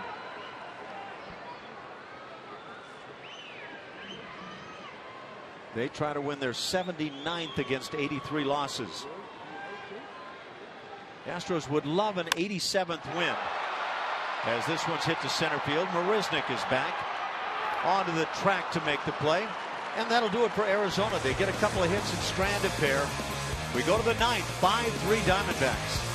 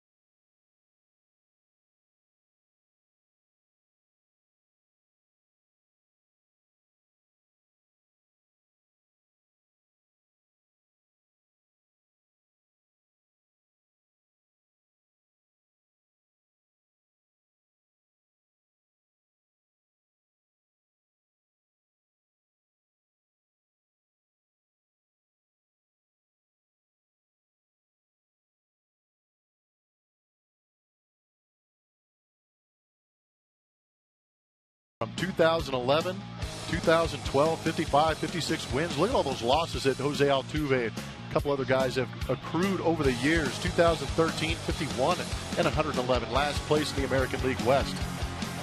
Bit of an improvement last year in 2014, finishing in 4th place with those 70 wins. Then how about this year? First playoff berth since 2005. That'll make anybody smile. But especially that young man right there, because he's been through a lot with this Houston Astros organization. Signed a multi-year deal to continue to be a part of this organization. All that hard work, dedication paying off right now. Luis Valbuena leads off the last effort here in the 9th inning. Then back to the top, Altuve and Springer. Brad Ziegler trying to shut it down for the Diamondbacks. Yeah, if the Astros are unable to pick up the win today, it'll still be a 16-game improvement from last year. And last year from the previous year, a 19-game improvement. Well, it's a great path the club finds themselves on.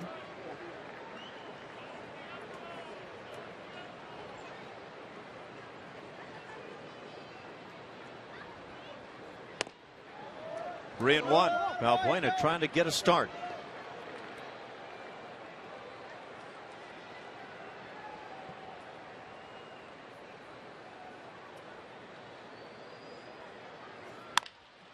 Line shot on a hop, gets on by into right field. So a leadoff single as Valbuena's 1 for 2 on the day. And there's a start. Just keep getting base runners. You never know. Good things happen. Good AB by Valbuena. Gets himself in a hitter's count. Force the pitcher to throw you a strike. If you get it, smash it. That's what Valbuena just did.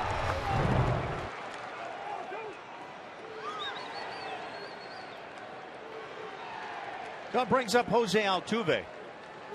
And trying to pick up hit number 200 as he stands at 199. A pair of hits today, a single and a double. Make that a triple. His 4th 3-bagger of the year came in the 5th inning, and he came around to score run number 2. That tied the game at 2. Line shot, but foul.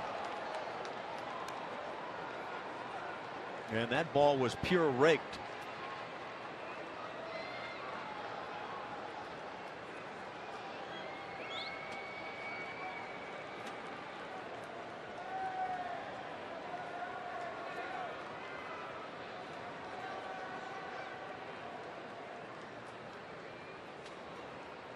Miguel Cabrera is going to win the batting title this year in the American League. Stay tuned after the game for extended coverage, as we'll have wall-to-wall coverage of the Astros wild card celebration on the post-game show presented by Houston Methodist. Xander Bogaerts has made a great run, and Jose Altuve presently 3rd in the league. Takes a strike. Altuve's last chance to get that 200.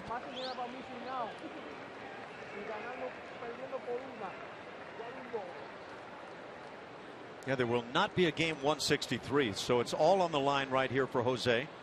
On that personal note, and that endeavor to get the 1-game playoff played in Houston. The Astros need a win to make that happen. They're in the 8th inning in Baltimore, still 7-4. O's lead over the Yankees. Yankees with 1 less loss than Houston.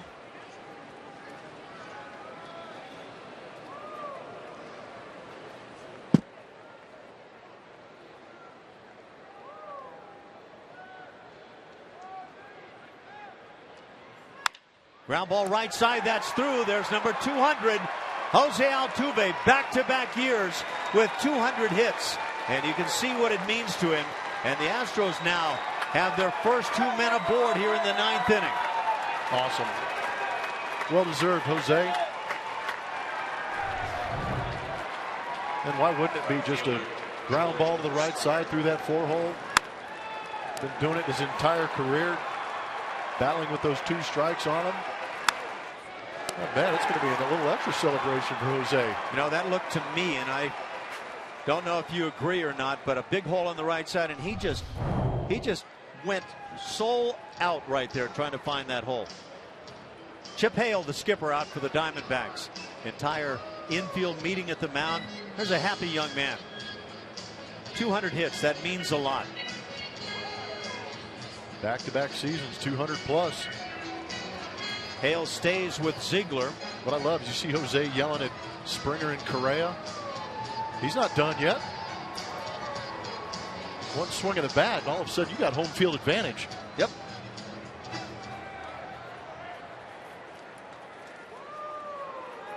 So it became a rather difficult chase right down to the wire for Altuve to get to 200 hits. But 3 knocks today, and he gets it. And now George Springer stands in. 2 for 2. He's also been hit by a pitch and drawn a walk. Pair of doubles, numbers 18 and 19. And now let it happen. Hit sharply. Handled by Hill. They'll start the double play 4-6-3. And a very sharply hit ball turns into a double play.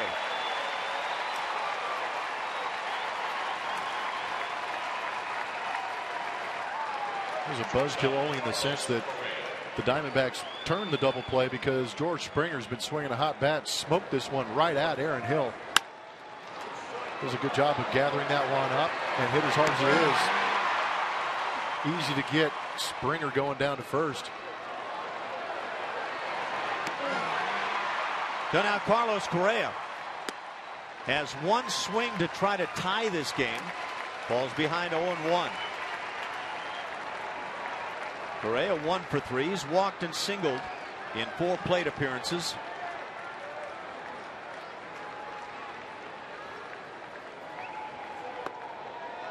And a 1-1 count. His base hit came in the 7th inning.